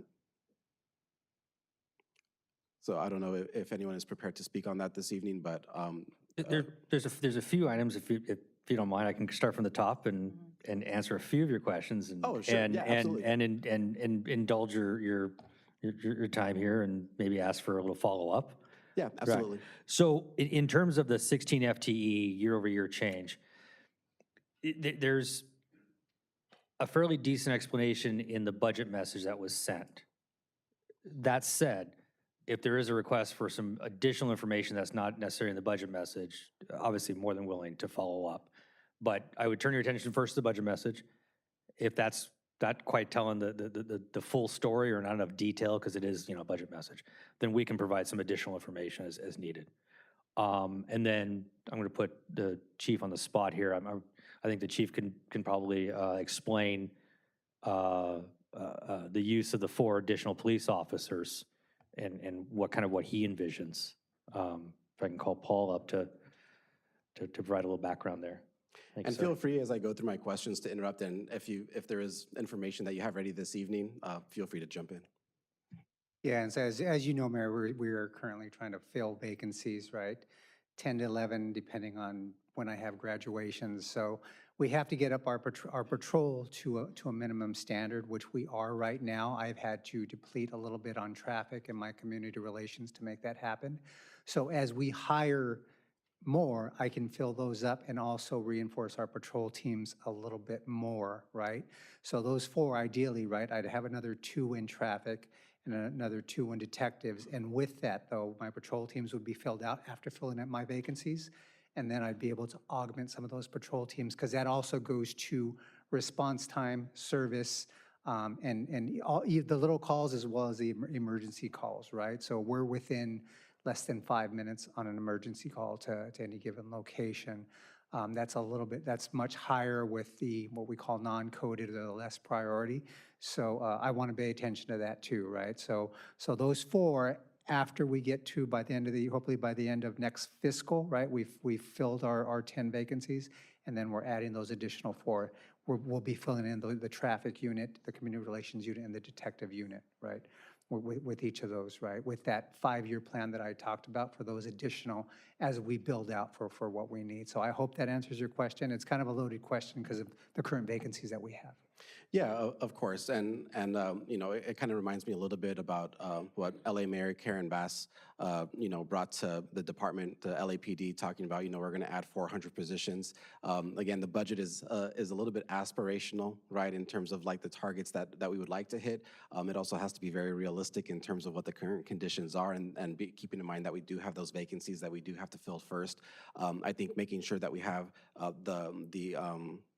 our belts are loose enough to be able to accommodate, you know, any opportunities in the market. And then also just, you know, I think it's always terrible to have to cut services in the future. So to the extent that we can kind of like plan for these things and make sure that the money is programmed for the future, you know, is also appreciated. So thank you for those considerations and for that future planning. No, you're welcome, sir. Thank you, Chief. I appreciate that. And then with the public affairs, that position has not been specifically added at this point in the budget. I know Assistant City Manager and Director Chi and I have been talking about the best title, the best classification that we could use for that. So there may be a placeholder position in there that at least gives the authority to hire, and we might be able to have to play around with a more specific classification. But that is something that, as I refine the budget the next week or two, to see changes like that. Thank you very much, Director. Yes. And I believe that concludes my questions and comments. So I will take a motion to receive and file this budget update. I'll make a motion. A motion by Councilmember Jimenez. I Is there a second. second? Second by Councilmember Tamayo. Mr. City Clerk. Councilmember Melendez, Aye. Councilmember Tamayo, Aye. Mayor Pro Tem Peralta, Aye. Councilmember Jimenez, Aye. Mayor Torres. And I vote aye. Thank you very much, Mr. Clerk. Mr. City Attorney, moving on to public comments. Yes, thank you very much, Mr. Mayor, members of the City Council. Anyone who wishes to address the City Council should have turned in a card by this time. And we have 30 minutes to address the City Council, each speaker having 3 minutes, not to exceed 3 minutes per speaker. And remember that the City Council may not take action or entertain extended discussion on a topic which is not listed on the agenda. Please show courtesy to others and direct all your comments to the Mayor and City Council. Mr. City Clerk, if you can please remind me one more time how many public comments we have this evening? We have 12. 12 comments? Okay, please proceed. First speaker is Will Savetta, followed by Yvette Fimbers. Good evening, Will Severa, resident. As far as the position you guys were just talking about, you guys can save a lot of money. A lot of companies have actually used applications like Tailwind, where you could actually sync all of your websites together and you could just do a push of a button. We already have a PIO, Michael Chi, so utilize him in a better way instead of spending more money and more retirement and stuff, because we need more officers on the street for protection as well as we need more fire. You guys were also speaking about the Beverly Hospital. You guys can actually work with them and maybe see if they're willing to sell some of the property to have it developed, and maybe that'll be enough to keep it open. You guys have a lot of developers that come to the city, so maybe we could utilize some of that. As far as the fire department for like a vehicle, I believe in about a year and a half from what Chief Pelaez was saying is the contract is gonna be up, and we've given expressed intent on being able to bring back to the city the ambulance ability so we could transport. And this is good in several ways, because if you have a low-income resident or a senior, Medi-Cal, Medicare will be paying the ambulance company. And Glendale, Downey, LA City, what they do is they cover the expenses for the transport, and it covers the hourly rates Just like if you were to pay for care ambulance, they work off of your insurance. Typically, if you go in there and they use a pair of gloves, they charge you for a box, same at the hospital. So if you were to work this method, it would actually expand our services and bring an actual change for the fire department, because for so many years, we're always playing catch up. I mean, at one point in history, the bulletproof vests were outdated, the fire's apparatus was also expired. So I think those would be really good opportunities to engage in. And we had $15 million from the sale. Maybe we should look at being able to use that for ambulance trucks for the fire department, so we could be hiring paramedics, and then the insurance companies will be covering it instead of it just being out of solely the tax dollars, because everybody might have to go. Thank you. Next speaker is Yvette Fembres, followed by Alexandra Briseno.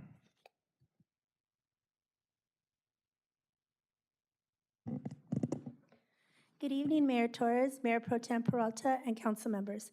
I'm here tonight speaking in my personal capacity as a Montebello resident, constituent, and First Amendment right. I was delighted to read in the newspaper that the council worked together in accepting the resignation of the city manager. According to public comment, I understand he had a medical condition that kept him from performing his job, and I wish him well. Now, let's make sure you all work together to move our city forward.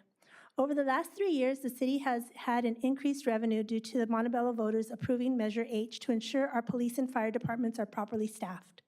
Currently, the city gets about $9 million each year. In addition, the American Rescue Plan Act gave Montebello a windfall of approximately $16 million, and the city also most recently received $16.4 million for the sale of the water company. With that being said, I would like to bring up the issue of public safety. Please assure us residents that you will be using the Measure H funds for public safety. That is what the ballot said, and that is what Montebello residents were promised and voted for. And like the police chief presented to the council, I too would like to see the Montebello Police Department fully staffed. Residents would like more patrol officers.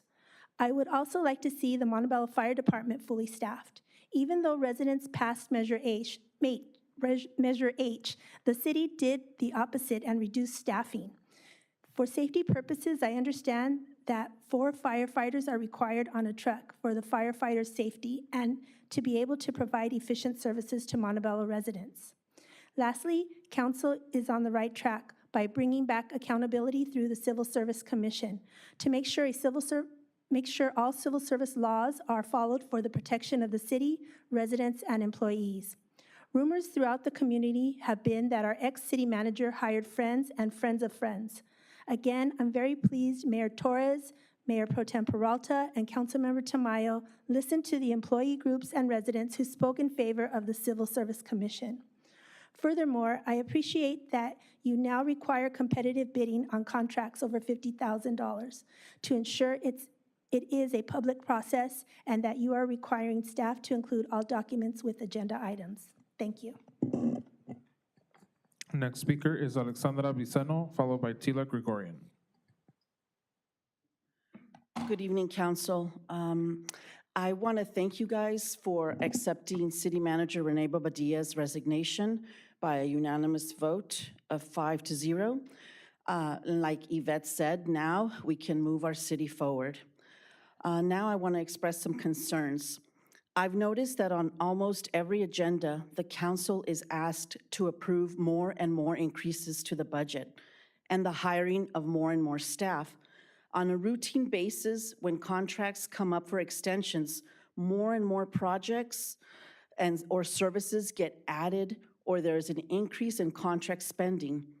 I hope our now ex-city manager has not left the city council with a budget disaster. I'm very concerned about that. The city council should get a report of how much is spent against how much was budgeted at the beginning of the fiscal year. The finance director said at a meeting that all directors had access to this information and that those reports could be provided to city council. At a previous meeting, it was unbelievable when the now ex-city manager refused to provide the city council with monthly financial reports. The data is already in a form that is easily reportable. As a voter and resident, I expect my elected representatives to know what's going on, not just to rubber stamp everything without asking questions. And you know, there are rumors throughout the community that our ex city manager hired friends and like friends of friends, like Yvette said. This who you know way of doing business needs to stop. I'm glad the city council took action to reinstitute the Civil Service Commission as well. And I'm glad employee groups spoke in favor of the Civil Service Commission, especially after directors hired by Mr. Bobadilla had the gall to speak against it. They were out of their lane because our city council is our policy-making body, not the city manager. And one last thing, we are no longer under COVID-19 restrictions, yet City Hall remains locked down and the residents locked out. The only service counter open is at Parks and Recreation. This is unacceptable, especially with all the additional administrative staff the city has hired in the last 2 years. I have also heard complaints throughout the community from residents and businesses alike that City Hall is terrible at returning phone calls. Often callers get voicemail, and many of those calls, they don't even get returned. I hope council can work together to bring back some basic good business practices, and I wish you luck. Thank you very much. Next speaker is Tila Gregorian, followed by Ana B. Jurado.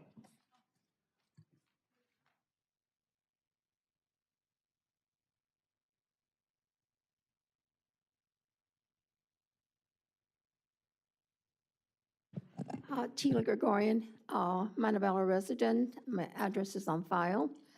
I would like to say how sorry I am to hear that Renee had retired or resigned. I hope that in the future, and I do believe that in the future, he will be able to come back as our city manager. He is probably the best city manager that our city has ever had. And to lose him was a loss to our community and our city. And whether he hired friends or not, I'm sure he hired the best that he could. And I'm very sorry to hear that he has resigned and hope to see him as city manager in the future. Thank you. Next speaker is Ana B. Jurado, followed by Rosemary Gurola. I, Anna B. Jurado, at the request of Rosemary Torres and husband Mike Torres, who were not able to attend the meeting tonight, to speak on their behalf and read their statement. Good evening, City Council. We are saddened to hear that our current City Manager, Rene Bobadilla, decided to resign his position. When Mr. Bobadilla came to our city, we were in dire straits. Under his management, the city has progressed instead of regress. Finally, the city has moved forward in the right direction, now quickly and disturbingly moving in the opposite, wrong direction. How very sad. Remember, Mr. Torres and Ms. Peralta, we held a very successful fundraiser to get you both elected to City Council the first time you ran. We opened our home to both of you, thinking you would advance our city into a better state. Now you have turned the city into turmoil with the way you are treating our employees by creating a hostile work environment. Other cities were looking up to us to replicate our business plans. Now we have gotten back to the old, non-effective ways. Our city is now known as a pay and play, which is a very negative connotation. We do not want to have any association with you, Mr. Torres or Ms. Peralta, especially Mrs. Torres. I remember during a street fair last year, you sat and watched my husband collapse and never moved an inch to help or reach out. At the time, Mr. Bobadilla and Mayor Cobos Cawthorn pushed tables and chairs out of the way while the EMTs were on their way. Thank God he recovered from this episode. I'd like to thank the fire chief, Palazia, and my community of friends who checked on us.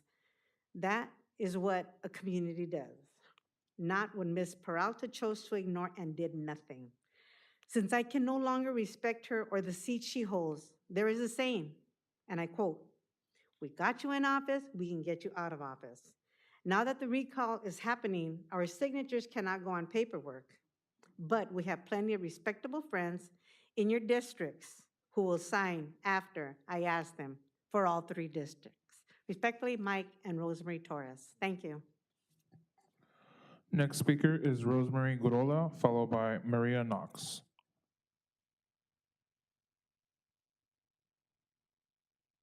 Good evening. I am here to talk about the library, actually, so something different. But 2 things. I want to remind everybody, starting June 1st, we will be, all the LA County libraries, which means Montebello and Chet Hollifield, will be sponsoring the Summer Discovery Program. A few years ago, it was changed from summer reading to summer discovery because some of the kids want to do more than just read. They have activities that they do so they can get their points and get their prizes. And the program is actually for infants all the way through adults. So please sign up. It's all online. And this will segue to the other part. The library, Montebello Library, is scheduled to open on June 6th after being closed since Halloween for all of that roofing work that we had done.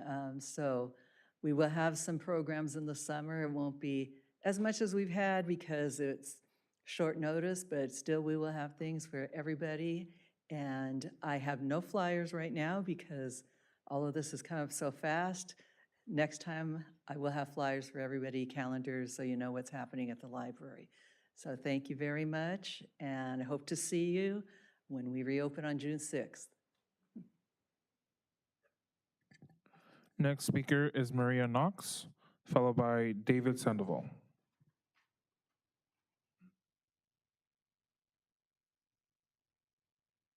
Good evening, Mayor Torres, Mayor Pro Tem Peralta, and council members. I'm here to express my gratitude to all of you, every single one of you, for your willingness to dedicate so much of your time to public service. Being an elected public official comes with perks and also sacrifices. I see it, I understand it, and appreciate it. Some will praise you for your work and decision-making, while others will throw you tomatoes. Mayor Torres and Pro Tem Peralta, you take those tomatoes thrown at you on a very regular basis like champs. Mayor Torres, I particularly praise you for your leadership and efforts to be transparent. I'm happy to see the direction you're leading the city in. In regards to the city manager's departure, I'm glad you now have the opportunity to hopefully bring in someone who will have the city's best interest and its residents at heart. Most residents don't realize, but Bobadilla managed to renegotiate his original 5-year contract to 8 years, with an increase in his salary to around $100,000 from his initial annual salary, who was approved by the prior majority. That's a heck of an increase. He also renegotiated his severance pay from 6 months to 18 months. That is ridiculous. I hope this time around we have better luck finding a suitable and honest city manager who doesn't treat the city's money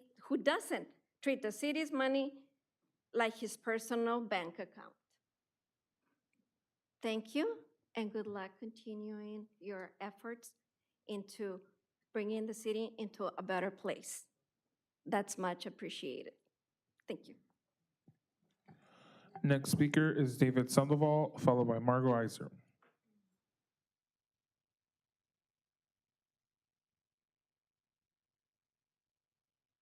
Good evening, everyone. So first of all, I want to say congratulations. You guys have a lot going on tonight. Congratulations, Police Chief. I appreciate that, the addition of the 4 personnel. I know there's some vacancies, so good luck. Hopefully you're able to fill those as soon as possible. I've been somebody who has spoken with some of you here about my concerns about, crime that has increased and theft and vandalism and things like that. So I just wanted to point that out. That wasn't what I came here to talk about, but I just wanted to touch on that. So I'm here to talk about the DePaul Center over in the south side of Montebello on Bluff Road and Date Street, and this Mercy Housing and their proposal to, they're basically going to tear it down and build housing, which is at this time. So they had a series of meetings, which I have the information here. They presented the same information across about 5 nights, and I attended one of them. And I know a lot of the stuff is very preliminary. They weren't able to answer specifics as to what the housing is going to be used for. Is it going to be like rental housing? Is it going to be low-income housing? Is it going to be, well, what kind of, they couldn't answer that. They said it's all still in the works. I just want to voice my concern, and from that one night that I attended, there was a majority of people that were just opposed to the project in general, and I'm one of those. So I just want to voice that I'm very strongly opposed to tearing down that center for housing. If it needs to be repurposed or torn down or done something else, I just don't want it to be housing. I disagree with that, and most of the people were there too. They did a good presentation. They were very professional. One of the things that they did was they filmed all of the presentations along with the comments, which I want to go back and watch because they did say you could access them online, and I would hope that you guys as the elected officials would go back to listen to the voice of the people, because I myself, on the one night I was there, the majority of the people were against it, but I do want to see how the other people spoke on the other nights and see what the general consensus was, and I hope you guys do that too, and doing your diligence as elected officials. Just on that whole topic, I mean, I can only assume when I don't know what the outcome is, I'm going to assume the worst. So if they're going to make low-income housing, or is it going to be rentals, which, for me, I live, I was born and raised in East Los Angeles, and I lived there for 21 years, and the time that I grew up there was, from the time that I was born there and I grew up, there's been the addition of low-income housing, affordable housing, Section 8 housing, you name it. I've seen structures I still drive through from Montebello to downtown taking the streets, and I've seen the addition of so many locations that have gone up, and we just keep adding and adding and adding more, and the problem isn't getting fixed. If the problem is to help people that are in low-income areas, it's not fixing the problem. So I know my time is up. I'll try to wrap this up. I just want to add that, it would be nice to have an open space, maybe another park or any kind of open space. I know Montebello that south part of Montebello has a couple of parks, Chet Holyfield Park, Reggie Rodriguez Park. If I'm going to be brutally honest, Sir, I'm sorry, your time has elapsed. Okay. I will ask my colleagues, we do have the opportunity to extend time if, you can wrap that up in, 30 seconds. So if there'd be a motion to let the gentleman finish his comments. I'll motion to extend. There's a motion, is there a second? I'll second. And just by a voice vote, all those in favor, please say aye. Aye. You have 30 seconds. Thank you. I appreciate that. I'll just wrap it up. All I was going to say was just that we do have a couple of parks there, and some of the comments were that, we already have some parks here, so, why would we need this? Those 2 parks there are really kind of eyesores to me. Like I said, I grew up in East LA, Belvedere Park, Hollenbeck Park, those are parks that have like ponds in them with ducks. Belvedere Park is right next to the LA Sheriff Station, which like you go there, you feel safe. We should have something nicer in South Montebello, and having some open space, which we don't have a lot of, some walking trails, something for the public, for the community, for the kids. So maybe an aquatic center or something like that. That would be nice. So, and lastly, I'll just say, you guys are the elected officials. I hope you guys are elected to represent the voice of the people. So I hope that you guys do that and listen to the voice of the people and express that and reflect that in your actions. If you guys have any sort of say in it or vote in what happens to that center, I hope that that's based on the voice of what the people want. So thank you, Ed. Thanks again for the extra time. Appreciate it. Thanks. Next speaker is Margot Iser, followed by Delia Delgado. And Ms. Salazar, would staff be able to check in with the DePaul Center folks and find where those recordings are available and provide that to council? Will do, Mayor. Thank you very much. Hello, good evening. I'm not sure this was an agenda item or not, but at the last meeting, I and others had to wait about over an hour to get to make public comments because an outside and probably highly paid entity told about the budget they proposed, which involves spending a lot of money on many things. And I'm here as a concerned, one of many, as you heard tonight, concerned citizens, constituents, person, resident, taxpayer, and voter, to let you know that we are very concerned, and who you are supposed to represent are very, very concerned and willing and eager and able to be part of all budget negotiations and decisions about how to spend our money. We want to need to be provided with complete revealed reports of all financial information used in negotiations before any decisions are made so we can determine what will benefit us. For example, do you know that what is called tree trimming is actually extremely expensive, overly extensive, and very dangerous and damaging to the trees, to us, and to the environment, because it needlessly mutilates the trees, reduces their production of the shade that we needed in the summertime, the heat. They also reduces their absorption of carbon dioxide and production of oxygen. And it also destroys the habitat of birds and insects and animals. And so many of us are willing, able, and eager to work with you together in the proper entities to get connected, in this case, to a way to find a really less expensive and more efficient and safer way to keep the trees and all of us in good shape and good health. And as I'm echoing a lot of what the other people had said, that we need to be involved, and that the awareness of how we can save money and also protect our environment and protect us. And so I want to really eager to show that we are able to do that. And I'll be speaking on another topic, which is actually on the agenda later. So thank you for your attention, and I hope we will get some action on that. Thank you. Next speaker is Delia Delgado, followed by Liz Lee Reyes. Good evening, Mayor, council members, staff, and residents. My name is Delia Delgado, resident, 45 years, also a previous employee.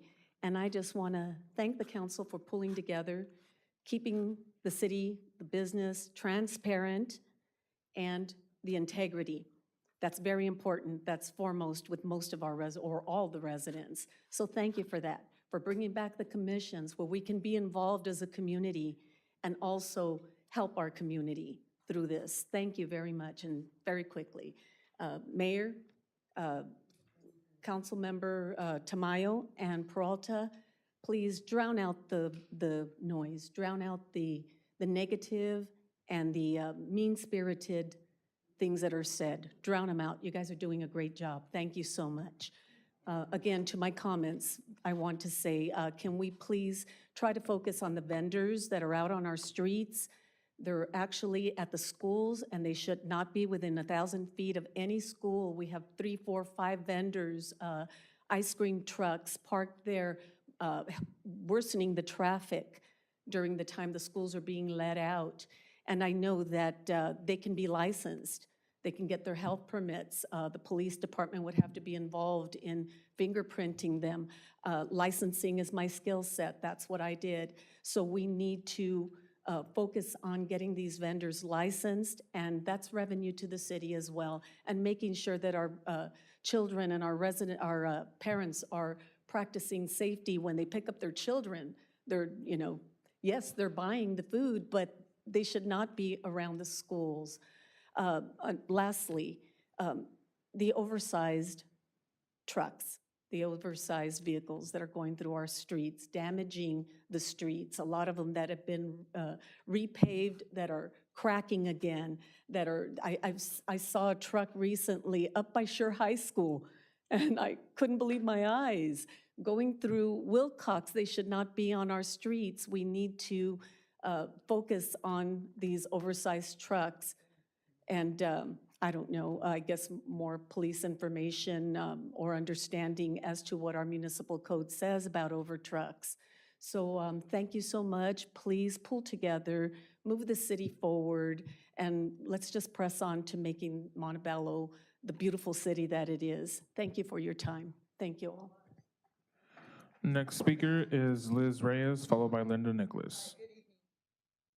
The mic. Hi, I'm a Southside resident in Montebello. My parents have owned, I live right by Chet Hollifield Park. I am also opposed to the DePaul Center. You know, there are a lot of residents that like to walk around there because it is serene, it is quiet. In all my years of living there, and I'm 63, I have never seen a trail right up on Bluff to even go down to the, where the train tracks are. I feel like Southside Montebello has been ignored. I feel that this is a great opportunity to beautify Southside Montebello. I am a social worker for LA County DCSF 38 years. What we can do, because now we have fentanyl on the rise, is put a civic center there. We can have community services. We can hire people that can do grant writing. We have, our kids nowadays cannot read and write. They cannot do critical thinking. We have drownings. Chet Hollifield Park has not even had services, and I get we had COVID. However, because I have lived there and I love that city, my parents were there when there were orange groves. I believe that we can make that a center. We don't need housing. To the north of me, we've got industrial. To the south of me, we've got the armpit of Montebello, which is those ghastly apartments, which Montebello PD is always there. When I come home 9, 10 at night, because I pull 12, 16-hour days servicing LA County, I see on Caraway the police. You bring affordable housing to that area, we're gonna have mentally ill, or we're gonna have drug addiction. Montebello PD did a great job about cleaning up the people that were living under the bridges. Because I live right by Chet Hollifield, we had so much defecation that Hazmat had to come in a couple of years ago and clean that park. So I have lived there, I have seen what has gone on, and I am a resident, and I like Montebello, but I really feel that Southside Montebello has been forgotten. And I get we don't have a lot of space in that area to develop, but instead of us being a suburb now, we're looking like an inner city. And I get we need housing, and I see it, on Montebello Way, they did apartments. Right on Olympic, they've done apartments. And now in our community, we're gonna have affordable housing. What is that gonna bring? I'm a social worker 38 years. I know what it's gonna bring to our community. We have seniors that walk. I walk by there. We like the serenity. Just like David said, we would like it to be a civic center where you could have coupled, resources for our kids. They're our future. We're on our way out. We're already older. But to whom much is given, much is required. I have a position of authority, and I let God lead me and my conscience. I think that Southside Montebello is very developed now, but this is an opportunity to make it right for us residents that have been here since the avocado groves, since the orange groves, and love this city. I feel downtown, Southside Montebello has been ignored, okay? So if we can do something about it, and what I'd like to just say right away, if you are gonna concede to this project, then let it be developmentally homes that are single family, that represent our homes and isn't an eyesore. Thank you. Next speaker is Linda Nicholas.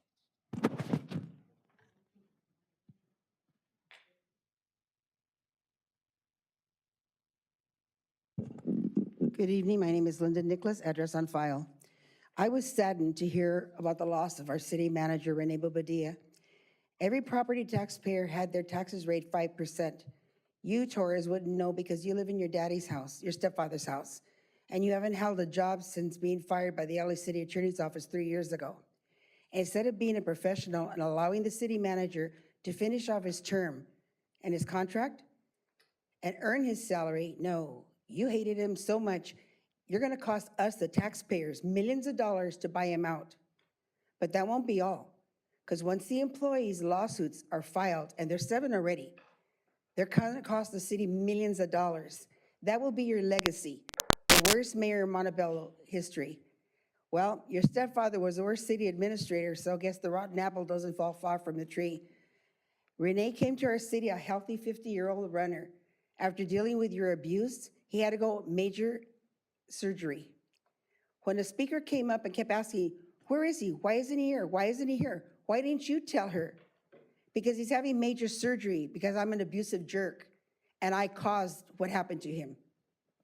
Do you believe in karma, David? Look at your health problems. Having 2 feet of your colon removed, walking around with a poop bag, having a cyst under your eye as big as a golf ball, and your complexion looks terrible. You have all the signs of cirrhosis of the liver.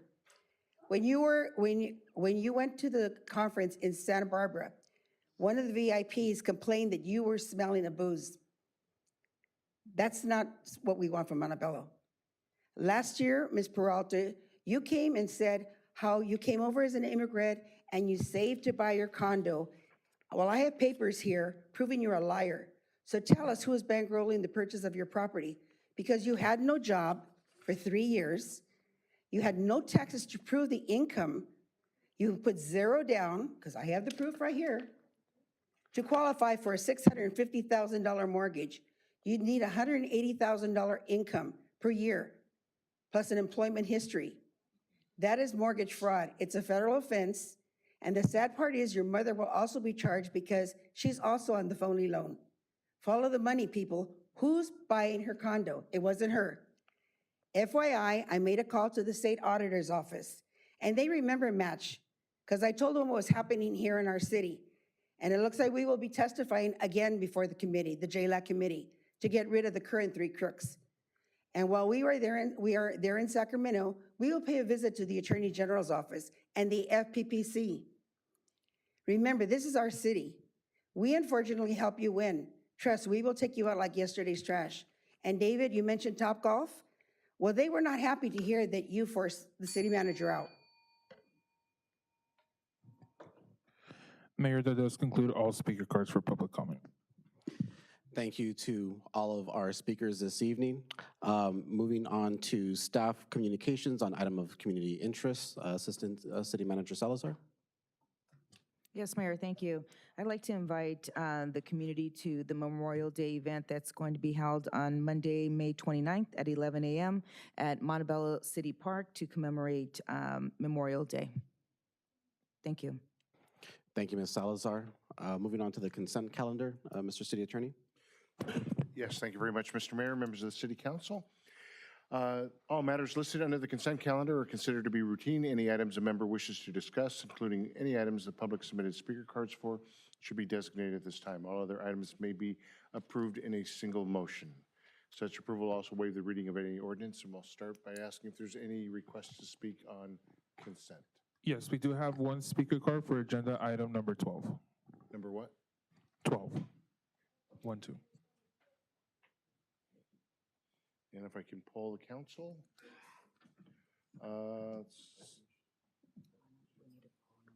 Yes, okay, that's right. And I should note that item number 24, that is going to be, it's being requested, 26. 26 is being requested to be held over to a next meeting? Next meeting. So, Councilmember Melendez. No items? Councilmember Tamayo. No items. Mayor Pro Tem Peralta. Item 21. 21. And Councilmember Jimenez. No items. Mayor Torres. I would like to pull for discussion items 12, 20, and 24. I'm sorry, 12, 20? 20. And there was one more? And 24. 24.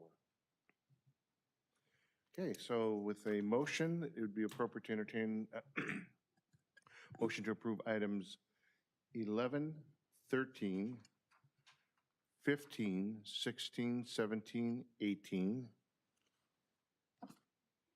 19, 22, 23, 25, 27, and 28. I motion to approve those items. I'll second. Motion by the Mayor Pro Tem and a second by Councilmember Melendez. Mr. City Clerk. Councilmember Melendez. Aye. Councilmember Tamayo. Aye. Mayor Pro Tem Peralta. Aye. Councilmember Jimenez. Mayor Torres. Aye. Thank you very much. And Mr. City Attorney, if you can assist with calling those items that have been pulled. Which one? 12. Okay. fiscal year 2022-23 third quarter budget amendments.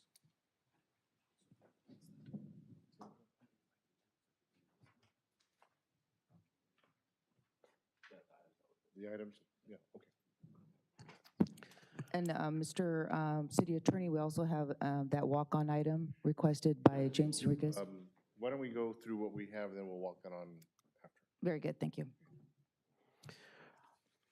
For item number 12, the third quarter budget amendments, I believe council considered either the same or a very similar list of amendments in, thank you, in a previous session a couple months ago. And, you know, I do have to be candid and say that it's a little disappointing to see some of these items show up. Specifically, there are two requests in the amendments that council requested and approved to come back as separate agenda items. One, in terms of the IT strategic plan and the $3+ million that are being allocated for that project. There was the request that that come back as an independent agenda item, listing exactly what those expenditures were for, along with the documentation, including the bid proposals that were received. You know, it was very concerning to see the way that that item was approved last year, 2 years ago, and I believe that council now has the opportunity to make sure that we're doing what we were elected to do and really understanding what the expenditures are and what the project entails. It's over $8 million and 5 years that, you know, we're going to be going through this process. In the first year is where most of those expenditures lay, and so I just want to again request that that any expenditures regarding IBE Digital, at least as listed in this amendment, come back with sufficient detail so that council can understand why and how those $3 million are being used. The second is that there was a comment also made a couple months ago when we were considering quarterly budget amendments in regards to the position listings that and the changes to the table of organization that are being requested. Here in this one we see, let me see if I can find the page. Here we see $166,000 for additional full-time salaries for a recreation manager. And I trust that staff has really taken a look at the organization and in trying to deliver the best services for our residents, carefully considered these. However, at the same time, council also needs to have that information to really be secure. And when we talk to our residents, talk about, you know, why we're adding the kinds of positions that we're adding. As I mentioned earlier, I believe that council needs to deliver on some of the services and some of those boots on the ground services. And so in seeing the recreation manager, just understanding what the purpose of that is and how that enhances our organization and the way that we service our community. So my motion for this item, if there are no questions or comments by my colleagues, would be to approve the amendments as listed, save for the items regarding IBE Digital and the IT strategic plan. That would be the $3.145 million, and also to hold over the additional full-time salaries for a recreation manager until council has sufficient detail. If there are any, I'm happy to field any questions or comments. And seeing none, I will make a motion to that effect. Mayor, sorry, would you like us to call up the speaker for this item? I apologize. Here, I'm jumping ahead of myself. Yes, please do. Yes. So, Speaker Linda Nicholas for agenda item 12. And Mr. City Clerk, for my notes, what is the other item that we have a speaker card for? This was the only one. There was the agenda item 26, but that's the one that we will not be discussing today. Great, thank you. Okay. Good evening. I'm a little confused about this item in the third quarter budget amendment concerning the amount of $429,000 in grant funds our city has to repay. Caltrans due to an audit finding of improper charges to the Caltrans grant funded project. Could we get our finance director to explain why we were held liable to repay these grant funds in the amount of $429,000, since the reports state it was the city's prior engineering company, the vendor, that improperly charged certain costs, and shouldn't they be required to repay that amount to Caltrans grant? I'm kind of confused because it's close to $500,000. Also, wasn't the engineering vendor, in fact, the same vendor fired last year infrastructure, yet you three voted to hire them back? Did they not also donate over $20,000 to both you and Torres and Peralta? I believe neither of you should have voted to bring them back. That's a huge conflict of interest, and I believe it's against the law. Just remember, they were fired last year and are barred from any further work with our Caltrans. Follow the money, people. Can somebody explain why we are paying this back instead of infrastructure? Ms. Salazar, if staff can comment on that. And actually, to add to Ms. Nicholas's comments, I did have another observation that I was going to talk about offline, but since we're discussing it, back in June 22 of 2022, the council already authorized the payment of this money. And so it was kind of curious as to why this is showing up this year when it seems in the last budget we already authorized this. I can address what the reimbursement was for, the reason for it, and then Director Salorza can talk about why it's showing up on this particular item at this time. The repayment was for some, we had projects that were audited by Caltrans, and they very often are when they have oversight over projects. And they found some disallowable charges for monies that had already been spent for those projects. And it dealt with improper signatures. It dealt with some conflict of interest they saw with the fact that the same engineering firm was doing multiple phases of a project, you know, from preliminary to design through construction oversight. And it amounted to the 400 and some thousand of charges that were declared ineligible, and they asked us to return them.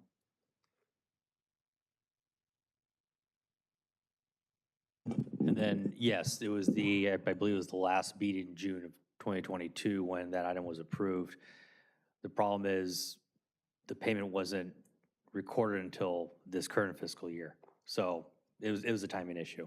So the payment should have been recorded because it was at the very end of the fiscal year. By the time the check got hit and recorded, we had to make the payment in the current fiscal year, hence the timing issue. Yes. And I can provide, if allowed, some clarification on the recreation manager, if that is helpful. I think it's important that, I mean, if you want to provide some clarification now, but just so it appears in the agenda in the future, and it's, you know, just documented for anyone to find. I just want to clarify that recreation manager is not a new position. It wasn't a new position that was created during the fiscal year. It was a new position that was created with the adoption of the 22-23 budget. And I'm going to fall on the sword on this one. It was my boo-boo, and I did not put enough money in the Parks and Recreation budget to cover that position, even though it was approved. So that's why there's a mismatch there. It wasn't created during the fiscal year, just it was my boo-boo and didn't put enough money. Thank you for that explanation, Mr. Salorza. And so with that understanding, I'll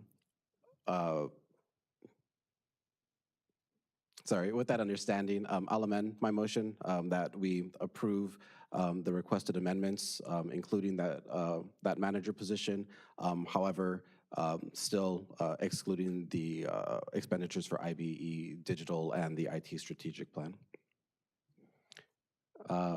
So I have a motion to that effect. For the amended motion, is there a second? I'll second. Second by Mayor Pro Tem Peralta. Mr. City Clerk? Councilmember Melendez. Aye. Councilmember Tamayo. Aye. Mayor Pro Tem Peralta. Aye. Councilmember Jimenez. Mayor Torres. Aye. Thank you very much. Moving on to item number. Well, actually, my apologies. I thought the mention was item 14 to be pulled. It was actually 12, correct? There's no speaker on 14. That's correct. So we do need a motion to approve 14. Okay. Um, I'll make the motion. Thank you, Councilmember Melendez. Is there a second? I'll second. Second by Mayor Pro Tem Peralta. Mr. City Clerk? Councilmember Melendez, Aye. Councilmember Tamayo, Aye. Mayor Pro Tem Peralta, Aye. Councilmember Jimenez, Mayor Torres. Aye. Thank you very much for the clarification, Mr. City Attorney. Moving on to item number 20, approve task number 5 under Master Retainer Agreement number 3999 with Mark Thomas and Company, Inc. for engineering design services for the Paving the Way program project, Montebello Boulevard from West Los Angeles Avenue to Lincoln Avenue, CP number 888.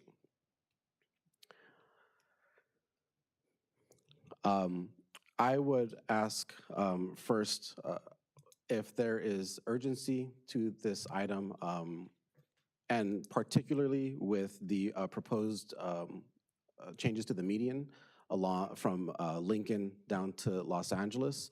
From my understanding, the Paving the Way project dealt a lot with, our streets and roads, the asphalt rehabilitation, concrete repair along the sidewalks and ADA improvements to the corners. I don't recall council considering changes to the median. Director Enriquez, if you could speak to that. Sure, thank you, Mayor.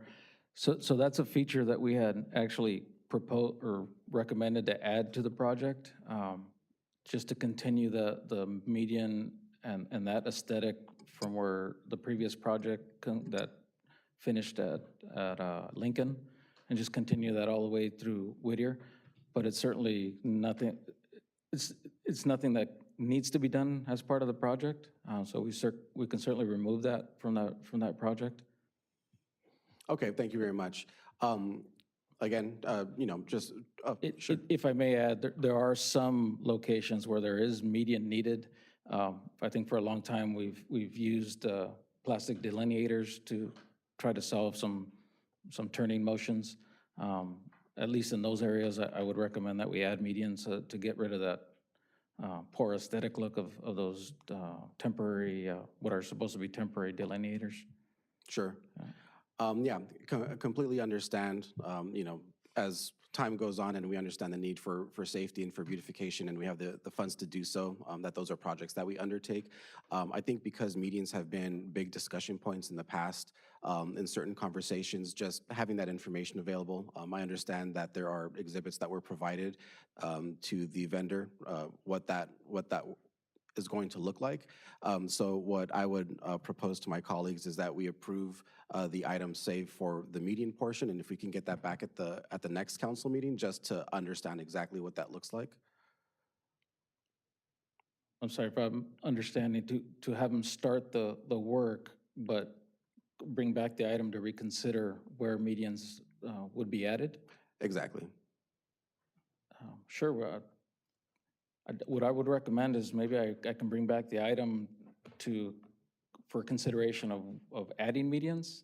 Okay. And then renegotiate the fee with the consultant if the medians are removed from the project, and then bring the item back for consideration in whatever that project looks like after the discussion. Are there any questions or comments from my colleagues on Director Enriquez's proposal? Just to kind of, I think from our end, I'm okay with that. I think it'd be important for council to just be able to conceptually see how the mediums would look like. I don't think I was on council when that was presented, or if it was presented, but just to understand the impact of the medians and just being able to conceptualize how they would look down past Lincoln, just having that be brought back at the next meeting or when possible, I think would be important for us to consider the mediums that are being put forth. Sure, I can prepare a presentation for the following council meeting. And so just to be clear, one more time, Director Enriquez, you're proposing the continuation of the item to the next meeting, so you have, or to the appropriate meeting, so you have time to kind of talk with the vendor and pull the information together? Is that correct? I would propose that maybe at the next council meeting, I present on what those medians would look like, what the recommendation is, get some direction from council. That'll probably change what the scope of the consultant fee is, And then based on that direction, I'll come back with the revised proposal.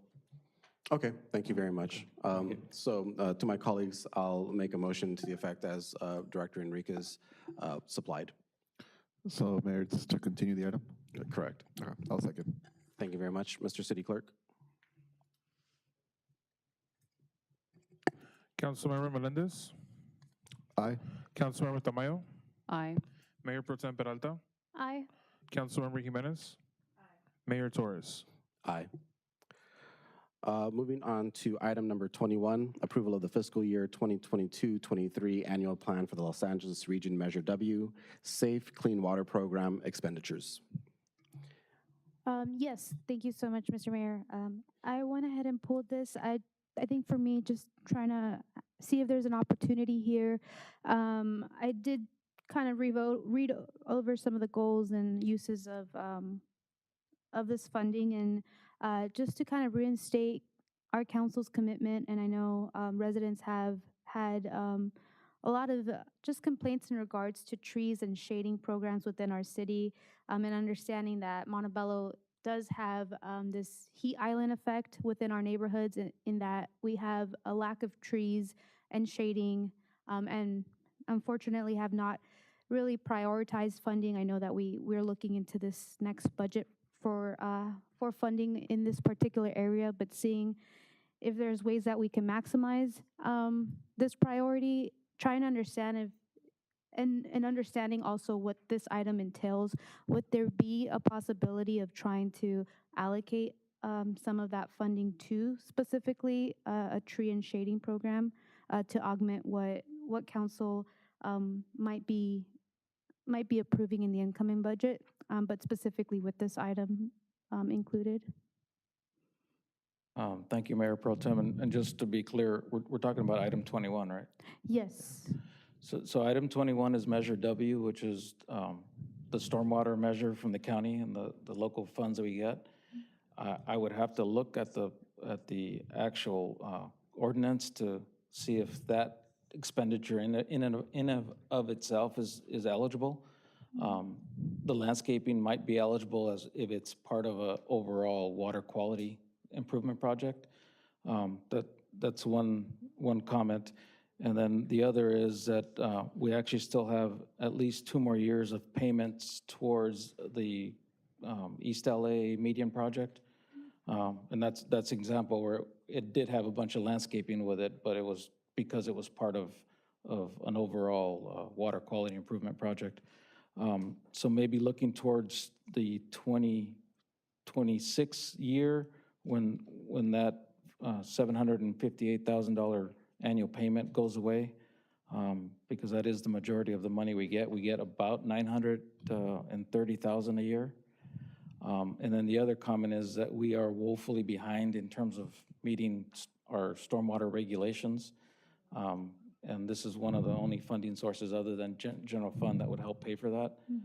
So I would recommend that going forward, we use as much as we can towards that effort, because that continues to get more demanding in terms of our obligation that the state requires in terms of compliance, inspecting businesses for stormwater compliance. That continues to get more, the regulation is increasing, and we do need to make sure that we have funding. Otherwise, from Measure W, otherwise the general fund will bear that cost. Understood. I think for me, I just wanted more clarification in regards to just understanding our city's obligation to this specific money being used for payments and some of our additional obligations that we have for this this measure. And so I think just one of my priorities, and hopefully our council's commitment, is finding other ways of other grant opportunities out there for trading and canopy and shading when it comes to just creating better sustainability efforts within our neighborhoods and providing our residents with, I think, that needed needed area that I think we've been lacking for a while. But thank you for providing a little bit more context behind the uses of this grant and the obligations that we have as a city towards that money that's being allocated to these specific items already. With that, I'd like to motion to approve the item. I'll second. There's a motion by the Mayor Pro Tem and a second by Councilmember Melendez. Mr. City Clerk? Councilmember Melendez, Aye. Councilmember Tamayo, Aye. Mayor Pro Tem Peralta, Aye. Councilmember Jimenez, Mayor Torres. Aye. Moving on to item number 24, approval to purchase a generator for Fire Department Public Safety Communications Site. And thank you, Chief Pelaez, for making your way to the lectern. I just have one question on this item. So in looking at the proposals that the city received, they amount, one proposal was in the amount of $98,000 with unlimited power supply. One proposal was in the amount of $126,000 with Core 13 Tech. And the last proposal, and the one that the city is recommending that we approve, was for $149,000. And so I didn't see the information in the staff report, but if you can just provide the reasoning behind going with the most expensive responsive bidder in this instance. Absolutely, Mayor. Good evening, Mayor, Mayor Pro Tem, members, City Council. So the amount is contingent upon a supply chain. So it's not to exceed that amount. Like I says, these are generators are based on availability. So it's not, we're not earmarking a certain vendor. We want to get it because there is a sense of urgency. We don't have a generator working right now at that site. So it's going to be the vendor that has the generator available, not the highest bid here. So it's just not to exceed that amount. Okay, so it might be possible that we go with one of the cheaper options, kind of just depending on who is able to procure it first? Absolutely. This would allow us the flexibility to do that. And that's all we're looking for. Thank you very much, Chief, for the explanation. If there are no other questions or comments, and being the member that pulled the item, I will motion to approve. Is there a second? I'll second. Second by the Mayor Pro Tem, Mr. City Clerk. Councilmember Melendez, Aye. Councilmember Tamayo, Aye. Mayor Pro Tem Peralta, Aye. Councilmember Jimenez, Mayor Torres. Aye. Moving on, thank you, Chief. Mr. City Attorney, moving on to the walk-on item. Yes, we have a subsequent need matter. This is, we identified as walk-on or subsequent need item number 29. It relates to Montebello Municipal Golf Course renovation project, irrigation pump generator rental. We need a motion to add this item to the agenda in as much as it came up after the posting of the agenda, and there's an immediate need for the council to take action on this item. Can I have a motion, please? I'll make the motion. Thank you, Councilmember. A second? I'll second. Motion by Councilmember Melendez and a second by Mayor Pro Tem. Mr. City Clerk. It is now on the agenda. Councilmember Melendez, Aye. Oh, I'm sorry. Councilmember Tamayo, Aye. Mayor Pro Tem Peralta, Aye. Councilmember Jimenez, Mayor Torres. Aye. It is now on the agenda. Thank you, Mr. City Attorney. Director Enriquez. Thank you, Mayor, members of the council. So the urgent need for this item, it deals with the fact that our golf course project unfortunately experienced almost 4 months of delay because of the rain from January through April. And what's becoming very critical is there's a grassing season for seeding grass, and it ends in like middle of August at the very latest. Otherwise, you run the risk of not having enough time for the grass to take root. And then we might not be able to open the golf course for another year because we'd have to wait for a subsequent grassing season starting next April. So there's actually a few critical moving parts to trying to recover that 4 months. And one of them is last September, the council authorized the purchase of the pump station ahead of the construction because it had a 8-month lead time. That pump station is going to get delivered in the next 3 weeks here. It's going to start to get installed. Unfortunately, the permanent electrical service is not going to be ready maybe for 3 to 6 months depending on when we get the electrical equipment, which has got some supply chain issues. And then after that, there's a process for installing it, getting Edison to approve it, and then Edison scheduling the cable pulling and energizing the permanent service. So we may need this temporary generator for 3 to 6 months so that we can start irrigating the grass in time to take advantage of what's left of the grassing window. Thank you, Director Enriquez. Looking across the dais, are there any questions or comments from my colleagues? I just want to say thank you for just continuing to be on top of the project and making sure that, we've seen delays and we've seen issues, but just working to resolve those and make sure that we can keep as timely as possible is much appreciated. Thank you. So with that being said, I'll entertain a motion to approve. I'll make the motion. Motion by Councilmember Melendez. Is there a second? Second by Councilmember Jimenez. Mr. City Clerk. Councilmember Melendez, Aye. Councilmember Tamayo, Aye. Mayor Pro Tem Peralta, Councilmember Jimenez, Mayor Torres. And I vote aye. That is 4 ayes and 1 member absent. Moving on to AB 1234 travel reports. And walking down the line, Councilmember Melendez. Thank you. Over the last week, I attended both contract cities and ICSC. I'd like to highlight that for contract cities, I was appointed by Mayor Dr. Gold from the city of Beverly Hills for for an executive board position. I will be serving on the contracts, the legal and contracts. I'll be the chair for the legal and contracts on the executive board. So excited to represent Montebello. We haven't had representation on the executive board for a while, so excited for that opportunity. And ICSC, I joined all of my colleagues to that conference to seek new opportunities, new businesses to come into the city. And it was a productive meetings that we had there that the whole council participated. Thank you. Thank you, Councilmember Melendez, and congratulations on your appointment. Councilmember Tamayo. I also had the opportunity to attend the ICIC conference. It took place for 2 days. We were there for 2 days.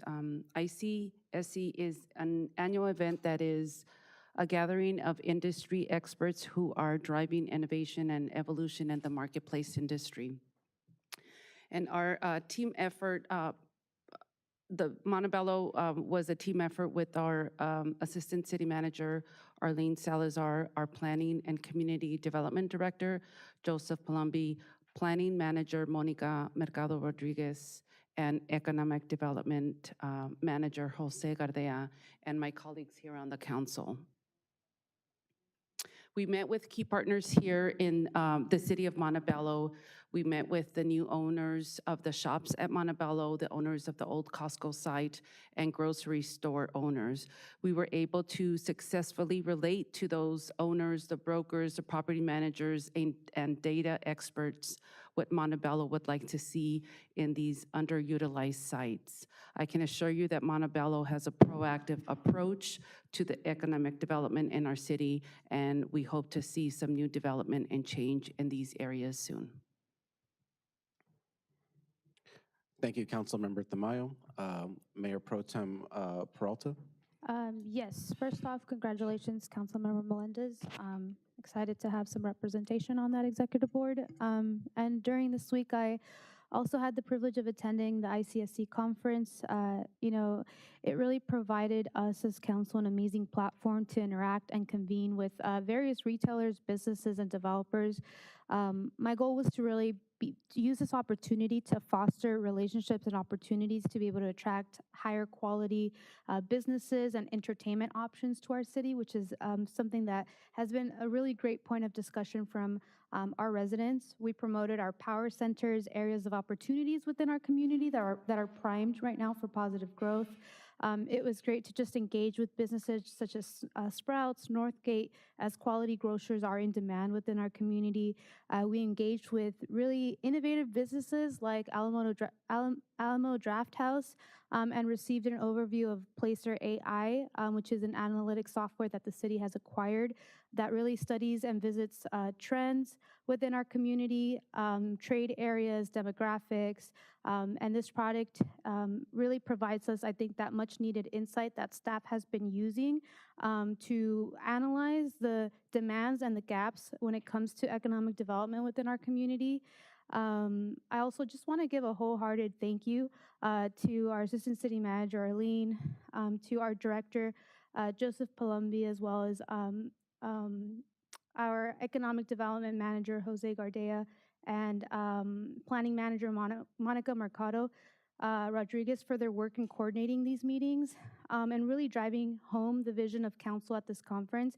It was back-to-back meetings from 8 a.m. all the way till 6 p.m. And we were literally one of the last cities in that building of over 40,000 attendees, and just seeing their level of commitment to guiding council through these very intensive, sometimes intensive types of meetings, and is really appreciated on my end. I also do just want to recognize and celebrate that we did have 2 birthdays during these conferences. We had Councilmember Georgina Tamayo, whose birthday was on Monday, as well as our director, Joseph Palumbi, which I believe was Sunday. So just a big happy birthday to them as well, and thank you for taking the time out of your birthdays that you could have spent with your families to be there at this conference with us, to be able to really try to put Montebello on the map. And so that's really appreciated on my end. And that concludes my reporting. Thank you. Thank you, Mayor Pro Tem. We'll return to Councilmember Jimenez for any AB 1234 reports. I had the fortune and the opportunity to attend ICSC as well. It's so important to have representation at events like these. I think one of the things that I really noticed in the conversations that we were having was there are perceptions out there about our city that we need to address. We were talking with developers and potential retailers that come from all over the country. Sometimes they come in with these preconceived notions of what it means to be Montebello and what it means to be in East LA.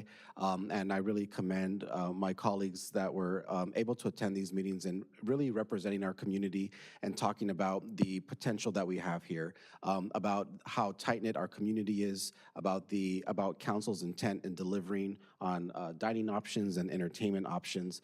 And it really couldn't have been done more effectively without the help of our staff members. As Mayor Pro Tem Peralta mentioned, the meetings were from first thing in the morning to last thing at night. I mean, literally we're looking around and the entire place is empty, save for our small but mighty group. And I just really want to thank staff for maximizing our time. For those that haven't seen the floor plan, which I imagine is most of us for ICSC, the event is absolutely massive. To walk from the end of one hall to the end of another hall could take anywhere between 5 to 8 minutes, as many as 10 minutes. And so in organizing these meetings and being able to go efficiently from one vendor to the next, from one booth to the next, and really maximize on our time there, making sure that we're respecting the residents' tax dollars and hitting the points that we need to hit was really amazing. I also want to thank staff for the materials that they prepared, because going into each meeting, each conversation was slightly different.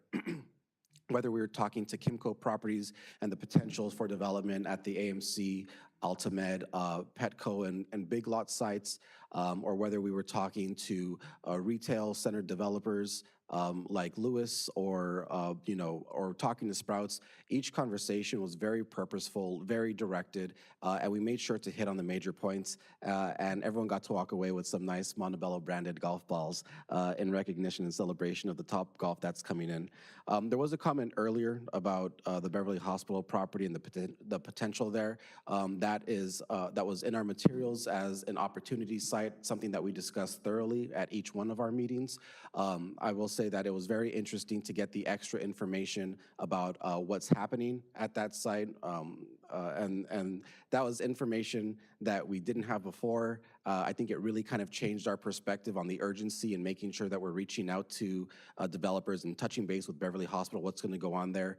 And to be less cryptic, the property has a lot of space and a lot of opportunity to put something really great there. And the way that developers see it, in terms of splitting it out and trying to maximize the dollar value versus where the city might be coming from in terms of trying to create a master plan and make sure that everything's maximized in terms of the services and the amenities that we could put there.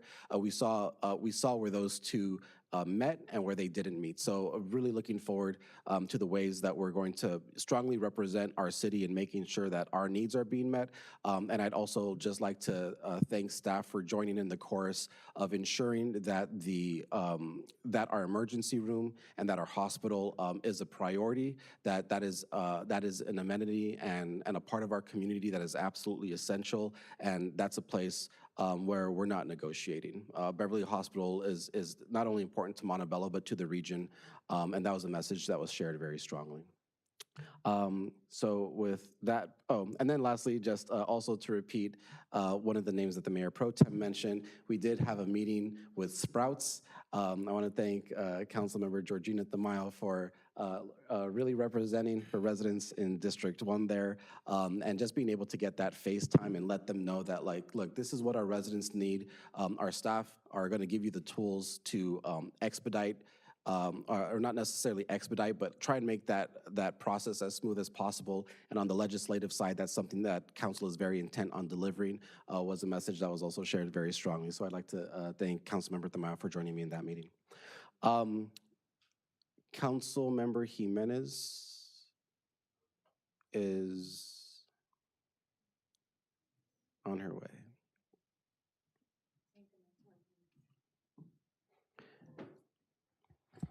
I didn't go to ICSC. I went to Contract Cities. It was probably one of the best ones again this year, and congratulations for the appointment. So, Thank you, Councilmember Jimenez. Moving on to council orals, Councilmember Jimenez.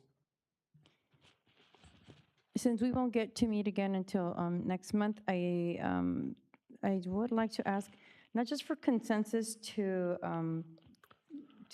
raise or to pull up the banner this year, but so we don't have to be doing this every year. I would like to ask for consensus so that we could start working on an ordinance so that every year we could actually, just going through the proper channels and means with our staff so that we could just raise the flag. And I know we talked about it last year, but we had a lot of things happening this year. So I would just like to ask for consensus so that this year we do place the banner again, but also for consensus so that we could start working on an ordinance so that every year during the month of Pride, we can raise the flag in front of City Hall.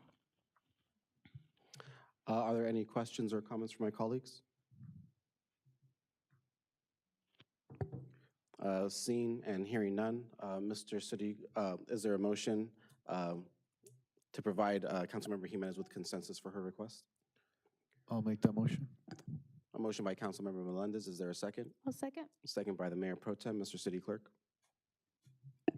Councilmember Melendez, Aye. Councilmember Tamayo, Aye. Mayor Pro Tem Peralta, Aye. Councilmember Jimenez, Aye. Mayor Torres. Aye. And staff has direction.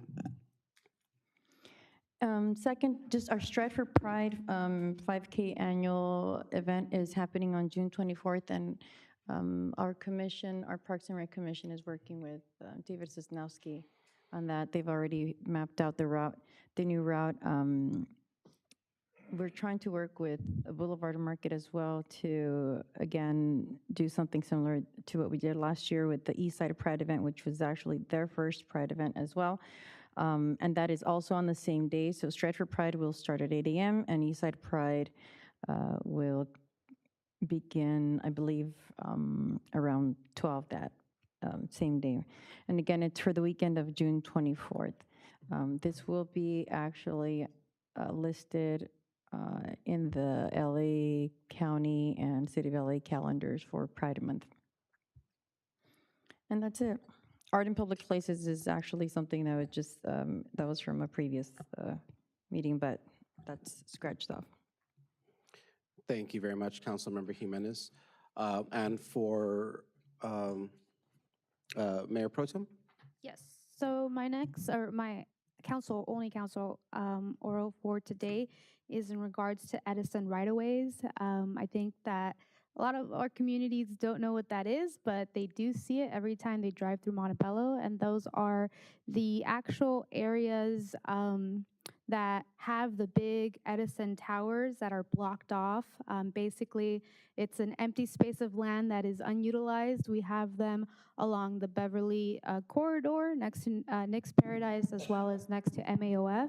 And so reimagining Edison right-of-ways into open passive spaces really holds an immense significance for our communities. And I know this is something that Mayor Torres has also spoken about, and we've both had conversations about the opportunities to reimagine these unutilized areas. This conversation, I think, re-sparked from a meeting that I recently had with Edison Representative Salvador Ramirez, who actually spontaneously, the meeting was actually more about learning more about Edison initiatives for our community.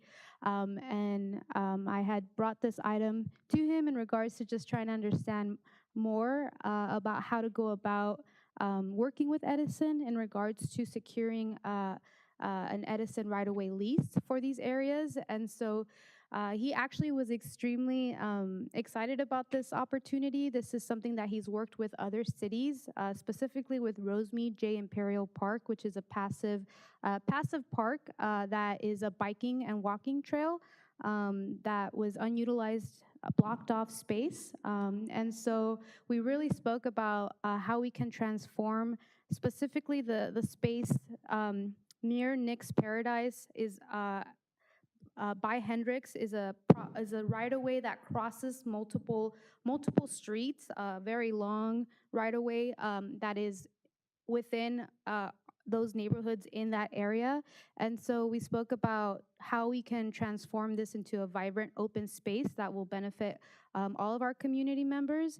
And these conversations really entailed the development of a biking and walking trail along that Edison right-of-way corridor to, again, create recreational opportunities and really try to foster a sense of community engagement.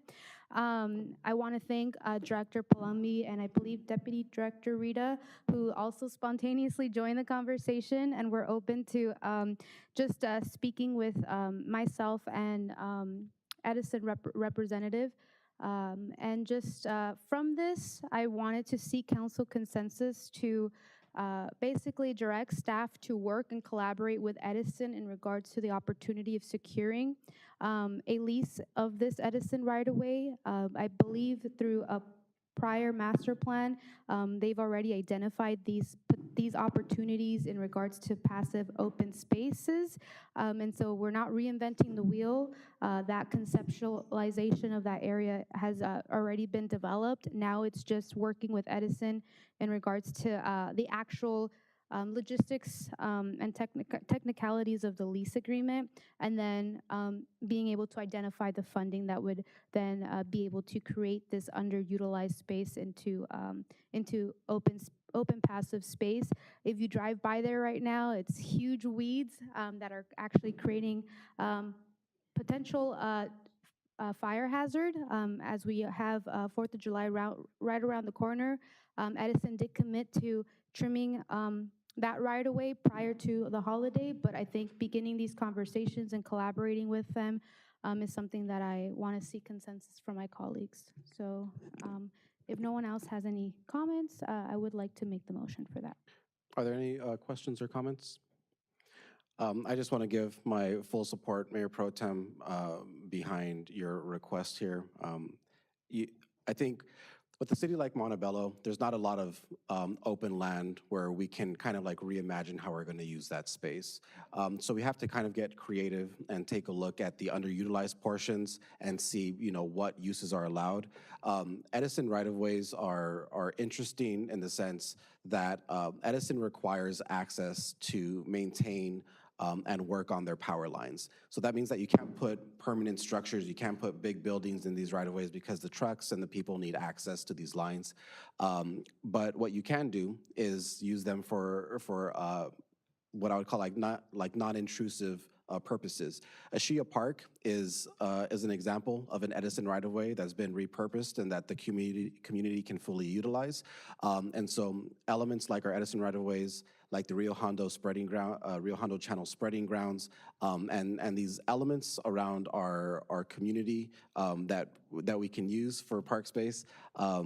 Are really great opportunities to deliver on resources that our community is really poor on, right? Our park master plan identified how park poor our community is, and those opportunities for recreation and outdoor living are always very exciting. So, Mayor Pro Tem, I will second your motion to for consensus to direct staff. Mr. City Clerk.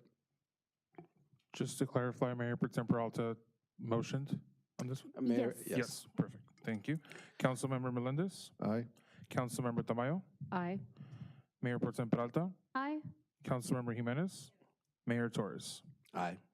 And Mayor Pro Tem, you have consensus. Very excited to see how this will develop.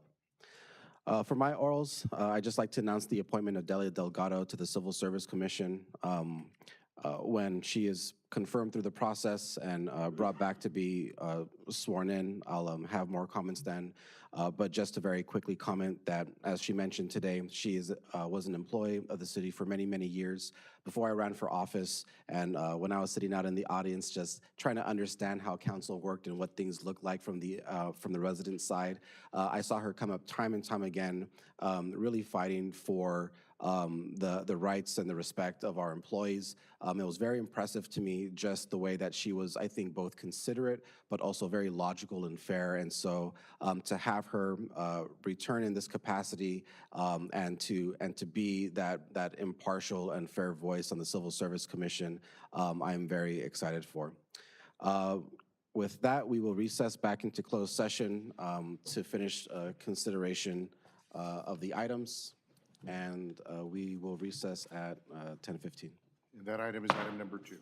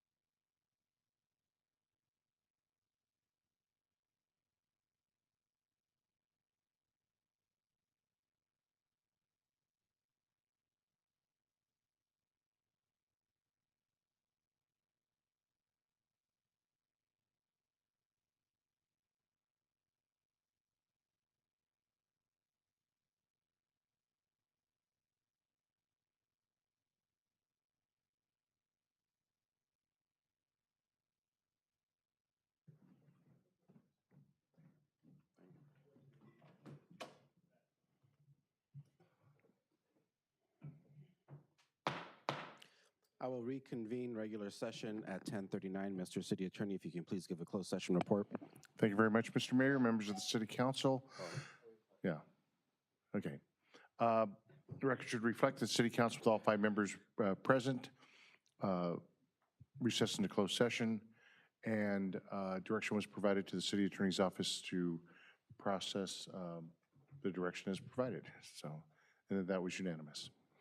Thank you, Mr. City Attorney. At this time, I'll take a motion to adjourn. A motion to adjourn? I second. There's a motion by Mayor Pro Tem Peralta, a second by Councilmember Tamayo, and we are adjourned at 10:40.